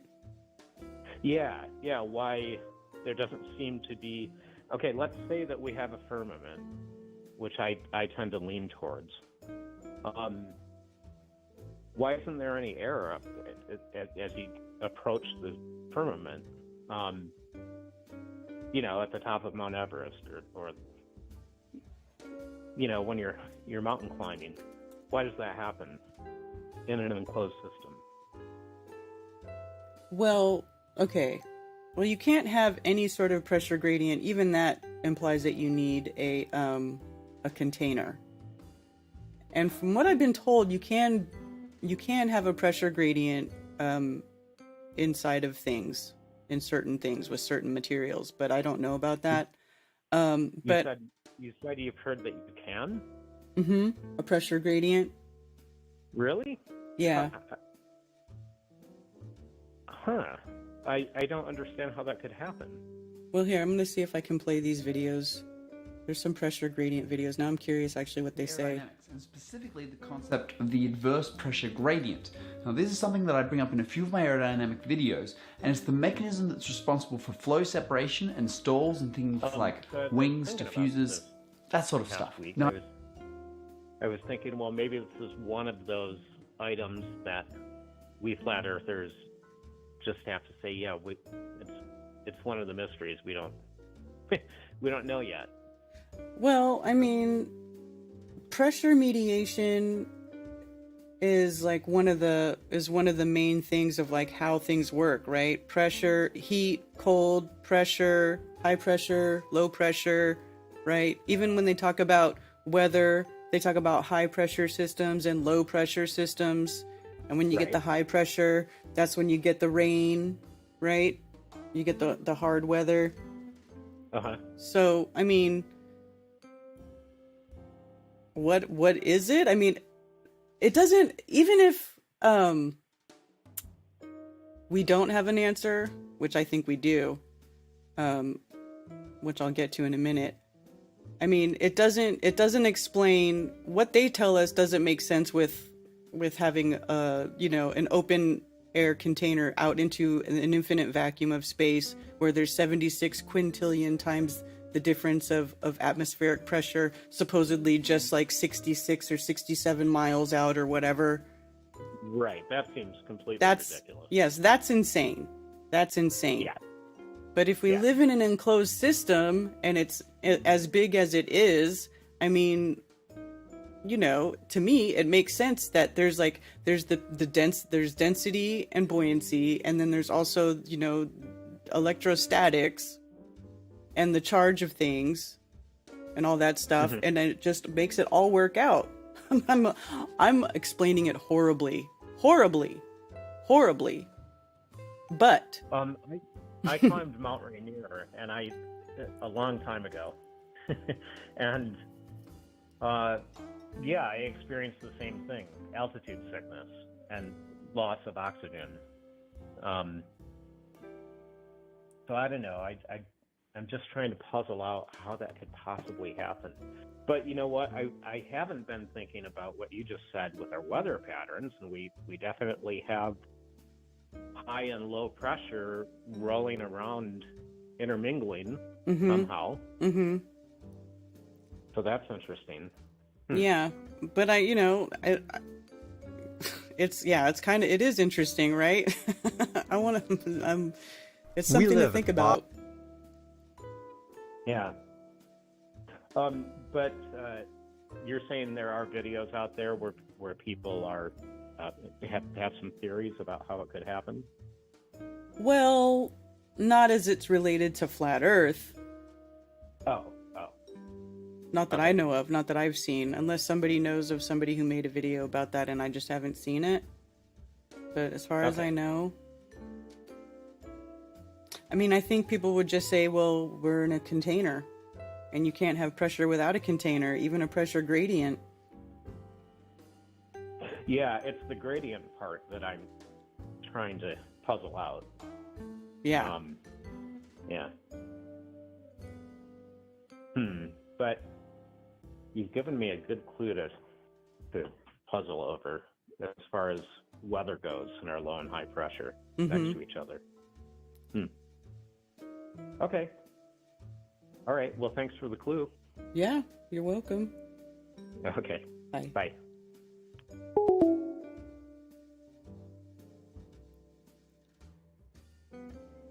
Pressure gradient based on pressure mediation. Pressure equals volume. Amount of matter and temperature differences in those ratios make up the gradient, not space-time. Yeah. Most of the gases are being introduced at ground level and then start to sort by density. Yeah. Did I click? Is that an automotive channel? Here, I want to see what this is about pressure gradient force. Let's watch this, you guys. I'm curious. I know it's almost 11:30. Bottom of an ocean of air. I Currents started in this late. ocean move masses of gas around, and this movement creates the weather we experience every day. Most of the gas is diatomic. Wait, what? We live at the bottom of an ocean of air. Currents in this ocean move masses of gas around, and this movement creates the weather we experience every day. Most of the gas is diatomic nitrogen and oxygen with small amounts of argon, helium, carbon dioxide, and other trace gases mixed with varying amounts of water vapor. All of these gas particles have mass and are pulled towards the Earth by gravity. The weight of the particles Are pulled towards the Earth by gravity. Gravity, as they describe it, obviously is nonsense. But, and I know there's a lot of flat earthers who don't agree with this, but static electrics, if we do live on the dielectric plane of inertia, then dielectric acceleration could conceivably be what is ascribing the up and down. It's providing the X and Y axis for our universe, the frame of reference, if you will. in a column of gas above each of us applies a force that we experience as atmospheric pressure, which is simply the weight of the column of gas above a specific area. Air pressure is greatest at the ground and decreases with altitude, both because the column of air gets shorter with increasing altitude and the density of the gas particles decrease with altitude, meaning there are less gas particles per unit volume at high altitude compared to ground level. As individual gas particles warm, they take up more space, causing the gas to be less dense.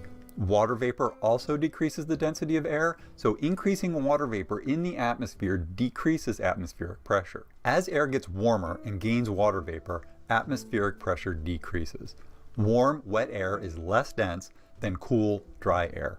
And atmospheric pressure decreases as gas in the atmosphere warms and as humidity increases. Atmospheric pressure increases as gas in the atmosphere cools and loses water vapor to precipitation. Uneven heating and varying amounts of water vapor in the atmosphere results in regions of high and low pressure. These pressure differentials cause air to move along the ground from regions of high pressure to regions of lower pressure. We experience these air currents as wind. The force driving the currents caused by differences in pressure between two regions is called pressure gradient force. Air masses moved by pressure gradient force transfer heat by convection as cooler gas particles move into regions. By convection, so it's heat. Heat creates pressure, right? Heat, hot and cold, can increase or reduce pressure in an environment. So the sun and the moon, the hot light and the cold light. Regions containing warmer gas particles. This is similar to the smaller, more contained convection cycles present in a room heated from one side, where warm air rises from a heat source, moves across the ceiling, cooling as it goes. Once cooled, it sinks and the cool air returns along the ground towards the heat source. Although it is not as simple in the atmosphere because the system is more open, so the rising and falling air masses cause movement in many directions. The movement of air up around regions of low pressure cause air masses to converge near the ground and diverge high up in the troposphere. The opposite happens around regions of high pressure, where air currents diverge near the ground and converge in the upper atmosphere. Because we live on a rotating planet, wind does not blow in straight lines The rotation of the planet. directly between regions of high and low pressure. Actual wind direction is determined by how air movements driven by pressure gradient forces are deflected by the Coriolis effect. Right. No. I think it's just the sun and the moon. And the propagation they have. That's what's happening. Thank you for calling Coffee Talk. You're on with Karen B. Hey, Karen B. Tony Coriolis. Hey, Tony. How's it going? Hey, doing good. I just had a couple little things I wanted to say since I know we were nearing towards the end. I forgot to ask. I wanted to know, is there like a cutoff time where, or I guess like a start time and an end time to Flatoberfest where we're able to be out there at the music camp? Is there like an official everyone out of here at this time? Well, Sunday is leaving day. Sunday is Okay. cleanup and leaving day. So, yeah. You would show up Friday morning and to Sunday afternoon. Okay, yeah. Sounds good. Wanted to check that. And then I did hear there was a podcast called The Missing Link. It's this guy, Jesse Howe, and I only heard about it because Lowry was on it, like within a month or something. Mm-hmm. So I happened to catch one of his episodes, and he had on this lady. Her name was Water Woman Kimberly. And in the chat, I kind of just hollered, like, because she said she's in, like, North Carolina. And I just said, hey, you should go to Flatoberfest. And she sounded excited about it. Would you say that maybe be a thing? Like she could maybe have a booth of water out there? And when she was talking about the water, she was saying how her water source is really good because of the crystalline structure underneath where she's at and sourcing from. And I just really liked it. And I think it'd be a great booth at Flatoberfest. Well, I mean, I don't know who she is, and she hasn't contacted me, so she would have to contact me. I found her on Instagram, so I'm going to do the follow-up on that and just see if she even really wants to and maybe have her contact you. Okay. Yeah. Okay. And then, and one last little thing. So that final experiment thing, the guy who's putting it on, quote-unquote, is the Will Duffy guy. And there's a guy who's been interviewing him twice now, Kingdom of Context. Mm-hmm. Has he been at Flatoberfest before? Yeah. Kingdom of Context. Why am I having a brain fart of what his name is now? Sean. I can't remember his name Sean. Yeah. Yeah. Sean. Mm-hmm. Yeah, he was at Flatoberfest 2022. Oh, okay. Yeah, and his presentation should be up on my channel. Mm-hmm. Okay, nice. Yeah, I heard him mention something about it, and I was like, oh, dang, I didn't even know that. But he interviewed the Duffy guy, and I put a comment to, like, highlight the Duffy, like, he said something stupid. So Sean said to him, he goes, hey, the whole tracking the sun in Antarctica, won't you be tracking the moon too? Where will the moon be? He asked Duffy, and then Duffy goes, well, the moon's not out during the day. And then he, like, stops him, like, what are you talking about? It's not out during... So the guy doesn't know, like, anything, yet he's the one funding this whole final experiment. Did he really say that? So. Did he really say the swear. moon is not out during the day? He totally did. And Sean just stopped him, like, dude, are you kidding me? Like, I can go outside right now, and the moon's out there. But I put a little timestamp on the bottom of his latest Duffy interview. Just look for my comment. I timestamped it. It's like towards the end, and he kind of scurries out after he kind of got caught on that right there. But, yeah, it's just funny. Figured I'd mention it. Yeah. What a joke. I can't believe he said that. And he's trying to have an argument about what the lights in the sky do? Hilarious! Exactly. And he's got it all figured out, you know? Yeah. That's funny. And then, yeah, just one last thing I just wanted to say. Since you are a fire snake, you know, we're now in your summer season, so... Season of Karen B. Yeah, just letting you know. Maybe that's why you're feeling so good today. Maybe. Yeah. That's cool. All right. Yeah, I'll be kind of short. Peace out. All right. Thanks, Tony. All right. Later.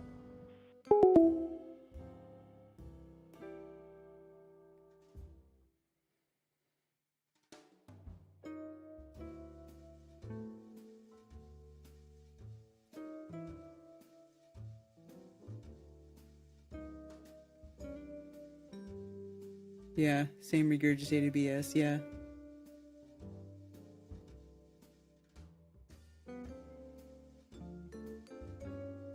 Who's at the Shriners? Got a great pic of La Luna this AM.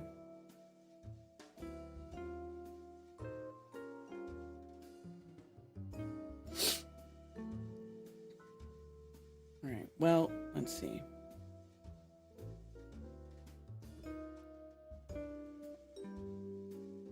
Oh boy. What's happening?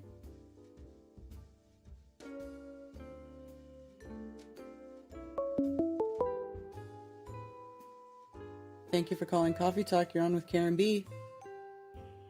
Hey, how you doing? Good. Can you hear me? Yes. Oh, my theory on the air, you know, you're talking about how come air is 14.7 pounds at sea level. The higher you go, the less it weighs, right? Mm-hmm. Well, think of the ocean. The lower you go, the more pressure, because you have more water above you. So the lower you are at sea level, the more pressure, because above you have the whole thing. The higher up you go, the less air weighs. Yeah, I learned this when I was a scuba diver. So you have to adjust, you know, like you go down 36 feet, that's 1 atmospheric pressure. You go down to every 36 feet, it's 14.6 pounds. So... Well, you're right. You're right. Thank you for bringing that up. The ocean is definitely a pressure gradient within a container. Right. And yeah. So it's the same with the air. The air weighs. You know, air has weight. So the higher up you go, the less you have bearing down on you. Right. So that's my theory. Yes. I don't think it's a theory. I think you're right. I think that's good. Thank you for bringing that up. Yeah, that's all I wanted to bring to your attention anyway. Thank you. Okay, cool. Thanks. Okay, bye. Yeah. Thank you, Marty Leeds for the tip. Gnostic Academy, Marty Leeds is the bomb.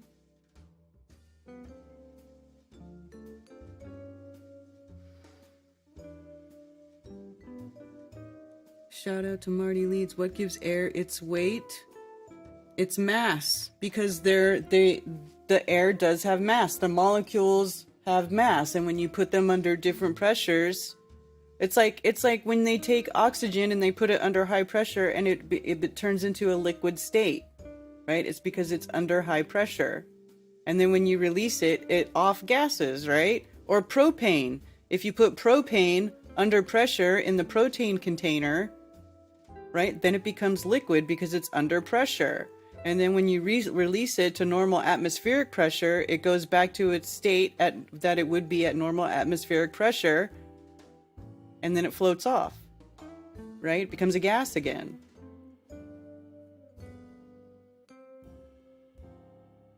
Nope, you can get sea level pressure in high altitude like in a plane cabin. Don't need masses of air on top to get high pressure.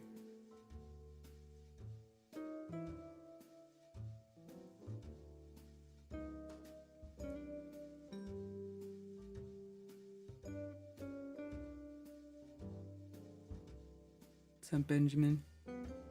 Hey, Ben. Remember when Globers claimed 14 psi? All directions, not just down. It's not weight.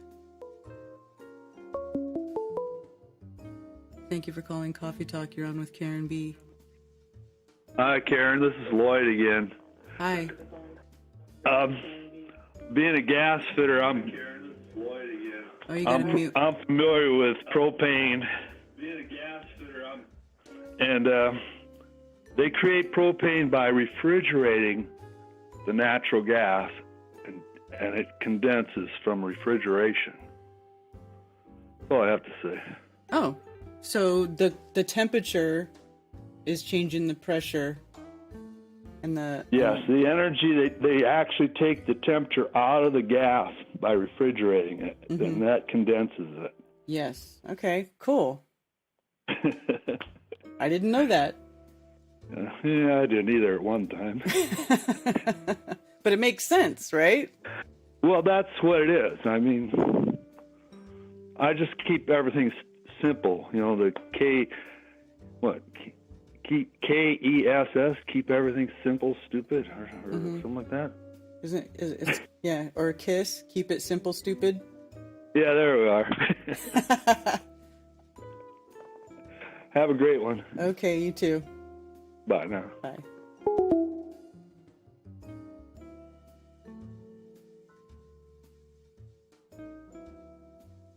Propane and propane accessories. I'm using the wool as ground cover in the garden. You know what, man? I need some wool in my garden because the deer are decimating everything. Poor Ted, he's like, I don't even care anymore. the deer are like eating the leaves off all the cucumbers and the okra. There's some new deer in town. There's a new deer in town. He's eating everything in the garden. Bastard. On either side of the plane of inertia, there is a pull to the center, but in the middle of the plane of inertia, how heavy would things be? Like the endless magic carpet with holes in it? Yeah, I don't know. The plane of inertia is well below the surface of the Earth, though.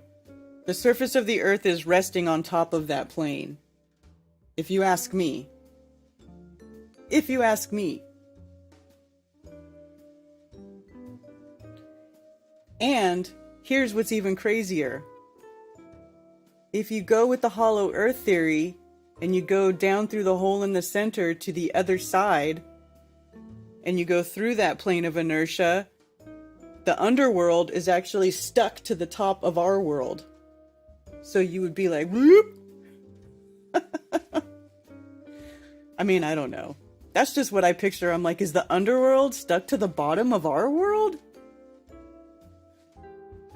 Like, what's that movie? Have you guys seen that movie? Let me see if I can find it.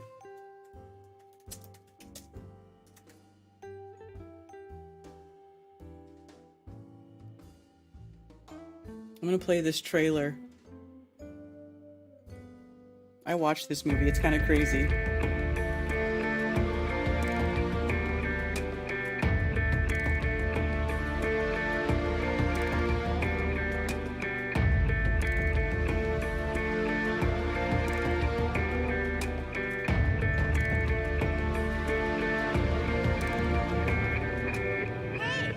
What's your name? I can't talk to you. Why not? You're from down below. I'm Adam. Three thieves from down. Here's what's funny. She says you're from down below, but she's looking up. This movie is so whack. If you haven't watched it, you should watch it.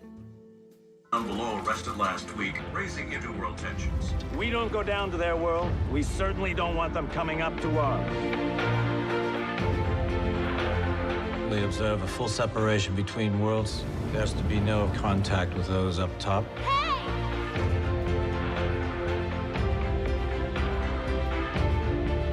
Imagine if we could go anywhere we wanted to. Border police. Go, go, go, go!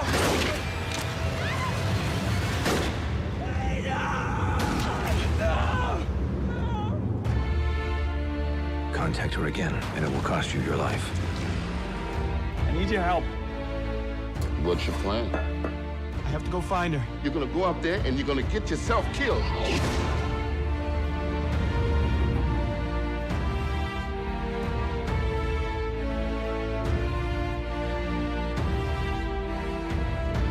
Everybody up against the wall. I gotta go. No. Hey! Border police have launched a massive manhunt for the fugitive. If I could just give my life some kind of hope, then I'm gonna do it.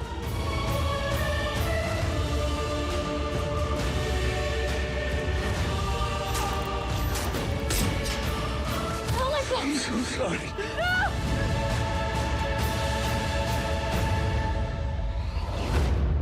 So anyway, it's these two, obviously, as you can tell, it's these two civilizations, flat plains, obviously, because if you had two balls next to each other, they would only touch at that one little point, right?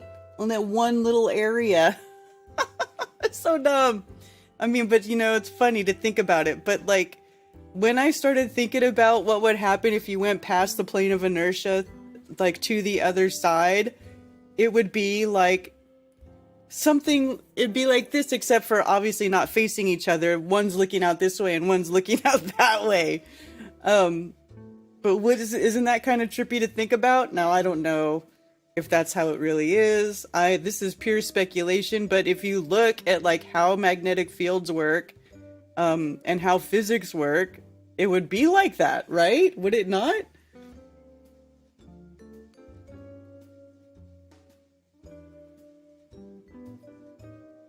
Pee everywhere around the garden, brush the dog's hair along the perimeter, wind chimes, strings with bells on them, deer will wreck everything. Oh my gosh. The chicks hatched. 6 of them hatched. Yes, we got 6 chicks that hatched. And then 5 that didn't. But I still have them in the incubator. I think today's my last day in the incubator. Because everything I says it like the latest that they'll hatch is day 26. I don't know what happened. The eggs traveled across country. I was gonna turn off the incubator yesterday, and my mom's like, candle them first. So I took one out and I put it on the candler, and it looked like there was something going on in there. So I was like, so I don't want to turn it off. I don't know what to do. I don't know if they're still going. I have chick sounds playing from my iPad onto the incubator right now to see. It's like a last ditch effort to get these things to hatch if they're still in there. I have no idea. I really liked that movie. Isn't it a crazy movie? Like the guy puts on a weighted suit because you have to get materials that are made from the other world because they're attracted to that world. And if you're from the other world, you attract to that part, right? Like it just depends. Like you're inherently attached to whatever side that you are born into. It's pretty crazy.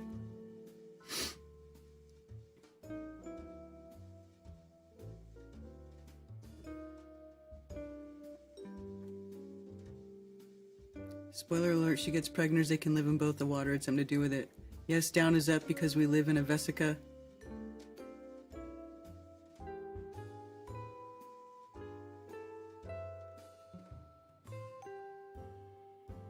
Motion activated sprinklers. Yeah.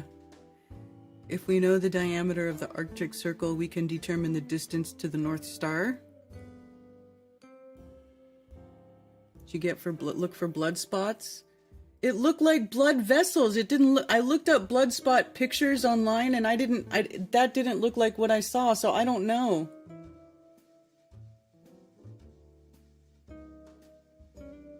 When you look for a super dark spot, that's a blood spot and a dead egg. Maybe they're dead. I don't know.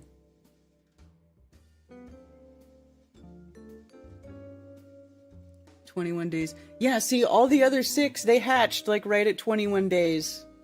One hatched a little bit early, like right before the counter went down to 0. And then it was like the only chick for 12 hours. And then 12 hours later, the second chick hatched. Kinda like later in the day, and then we left those 2 in there, and then the next morning there were 6 chicks.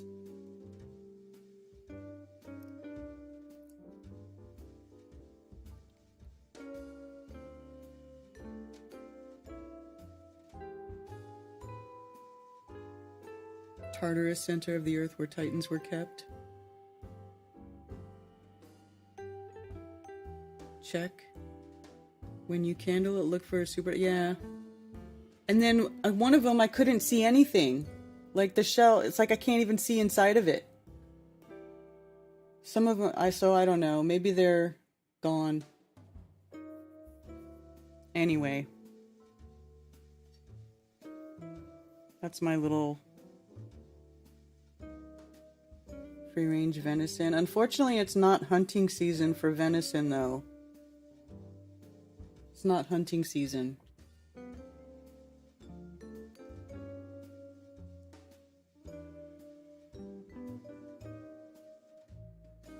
Six chicks, yeah. All right, you guys. Before I go, Flatoberfest 2024, September 27th through the 29th. Also, there's other meetups going on. I've posted some other stuff that I see. When I see Mark post them, I add them here too. Or if you email me, I will post it. So Nick T is hosting another meetup. It's at Lake Geneva, Wisconsin, at the Geneva Tap House. It says they want to do a mirror test on the lake too. Oh, excuse me. So if you live near Lake Geneva, Wisconsin, there is a flat earth meetup going on there later this month. Also, Atlantic City in New Jersey, Zulu One is hosting a meetup at Bally's Casino and Resort in Atlantic City. Do you need RSVP for this?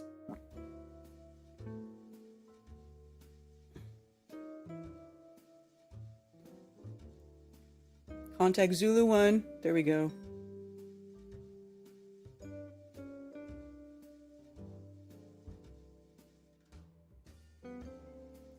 Zulu101@yahoo.com. I'll have to add that email to the post. I forgot to do that. Also, Utah Stargazing Campout.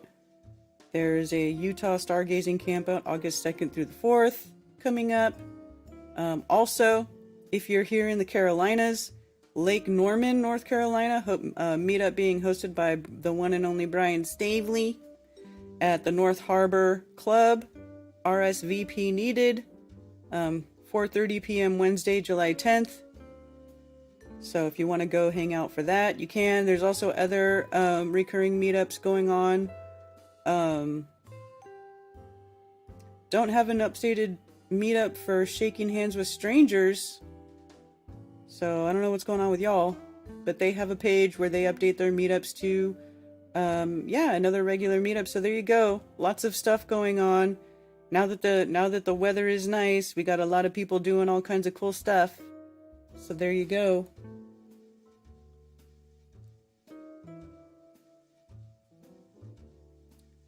And yeah. Also remember, if you're going to camp at Flatoberfest, if you want to camp on site and you have a group camping ticket, you can use code GROUPCAMP group camp, okay? To get a discount on camping tickets, the only thing is that all your tickets need to be purchased at the same time for you to get a group discount on your group camping tickets. It's a pretty good discount too. It's like 25% off. So there you go. All right.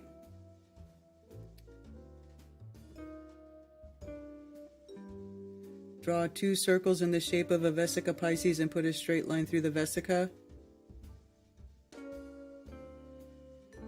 Hunting season 365 days a year. Well, that's not...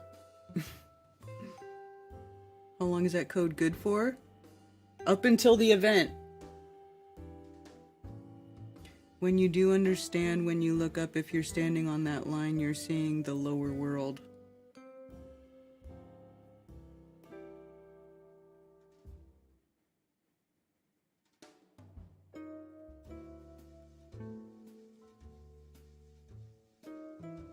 We should have a chat about that, Ben.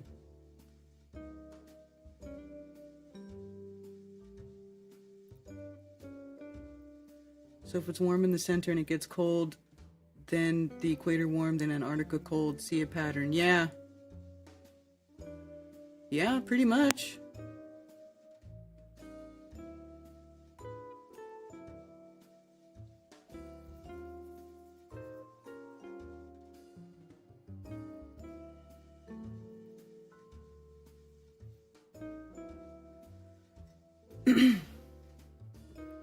Fucked with my head also.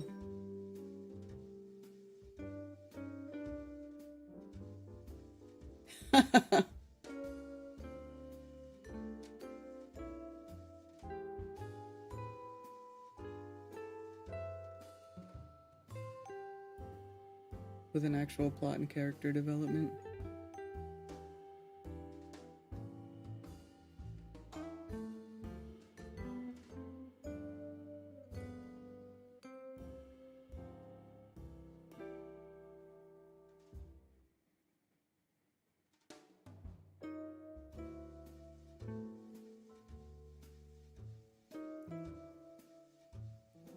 So like this here, we'll do it real quick before I go.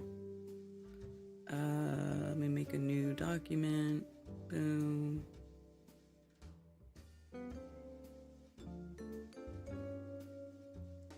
Right, create. So if you have a vesica Pisces, which is, where's my circle? My ellipse tool.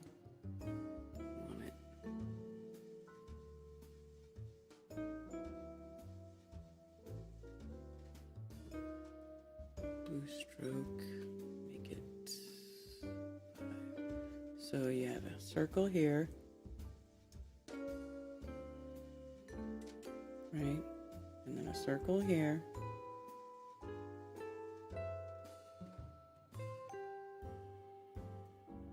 And then you got the vesica Pisces, which is like this, right? So there's your vesica Pisces shape. Ish. Need to make a match. Okay. Then a line in the center. Right? From here to here. Mine has an arrowhead, but that's okay. And you take all of this and maybe select all. Come on, burger.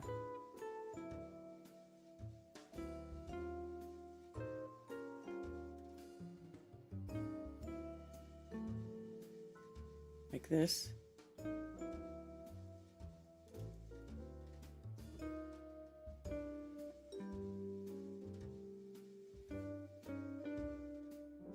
Flip it so, yeah, I was gonna. It's flipped sideways. Yeah. Like that. So this is the upside and this is the downside. So, and then you would have your, yeah, Yes.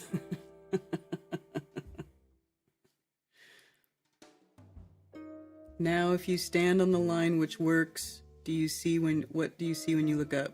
World? Which world do you see when you look up? Yeah, exactly. That's what I'm saying.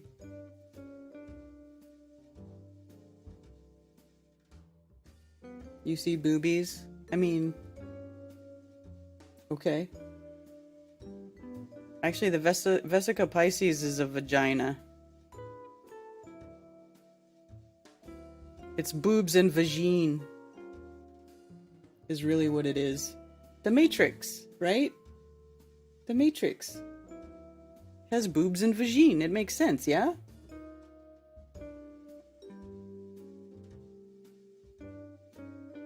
The lower world is up. Okay, that part I don't get.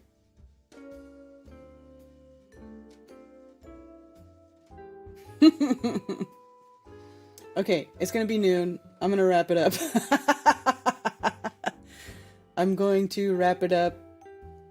Thank you everybody for being here. I appreciate all of your views and support, and thank you for the tips. Marty, I appreciate you, sir. I would love to see you at Flatoberfest if you guys can make it. If not, I totally get it. And also, somebody gave me a tip on Ko-Fi. And I was talking and I didn't mention it because I was talking. Who was it? Randall. Thank you, Randall, for your tip. Appreciate you, sir. Shout out to you, and thanks to everybody who sticks around for my contrarian speak.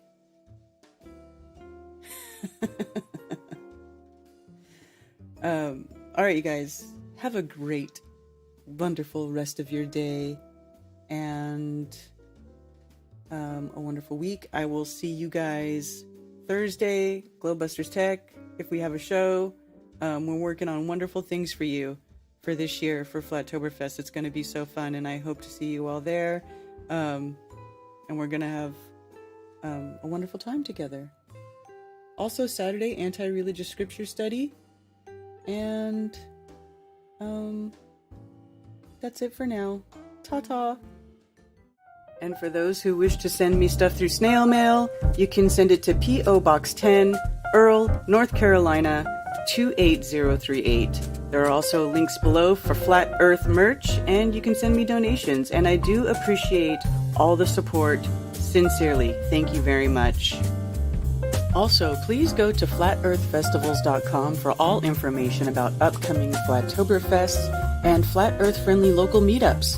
If you are organizing a local Flat Earth meetup, email me at flatearthfestivals@protonmail.com with your meetup information to have it listed on the website for free. For everything else, you can email me at karenbfe@protonmail.com. Thank you for being here.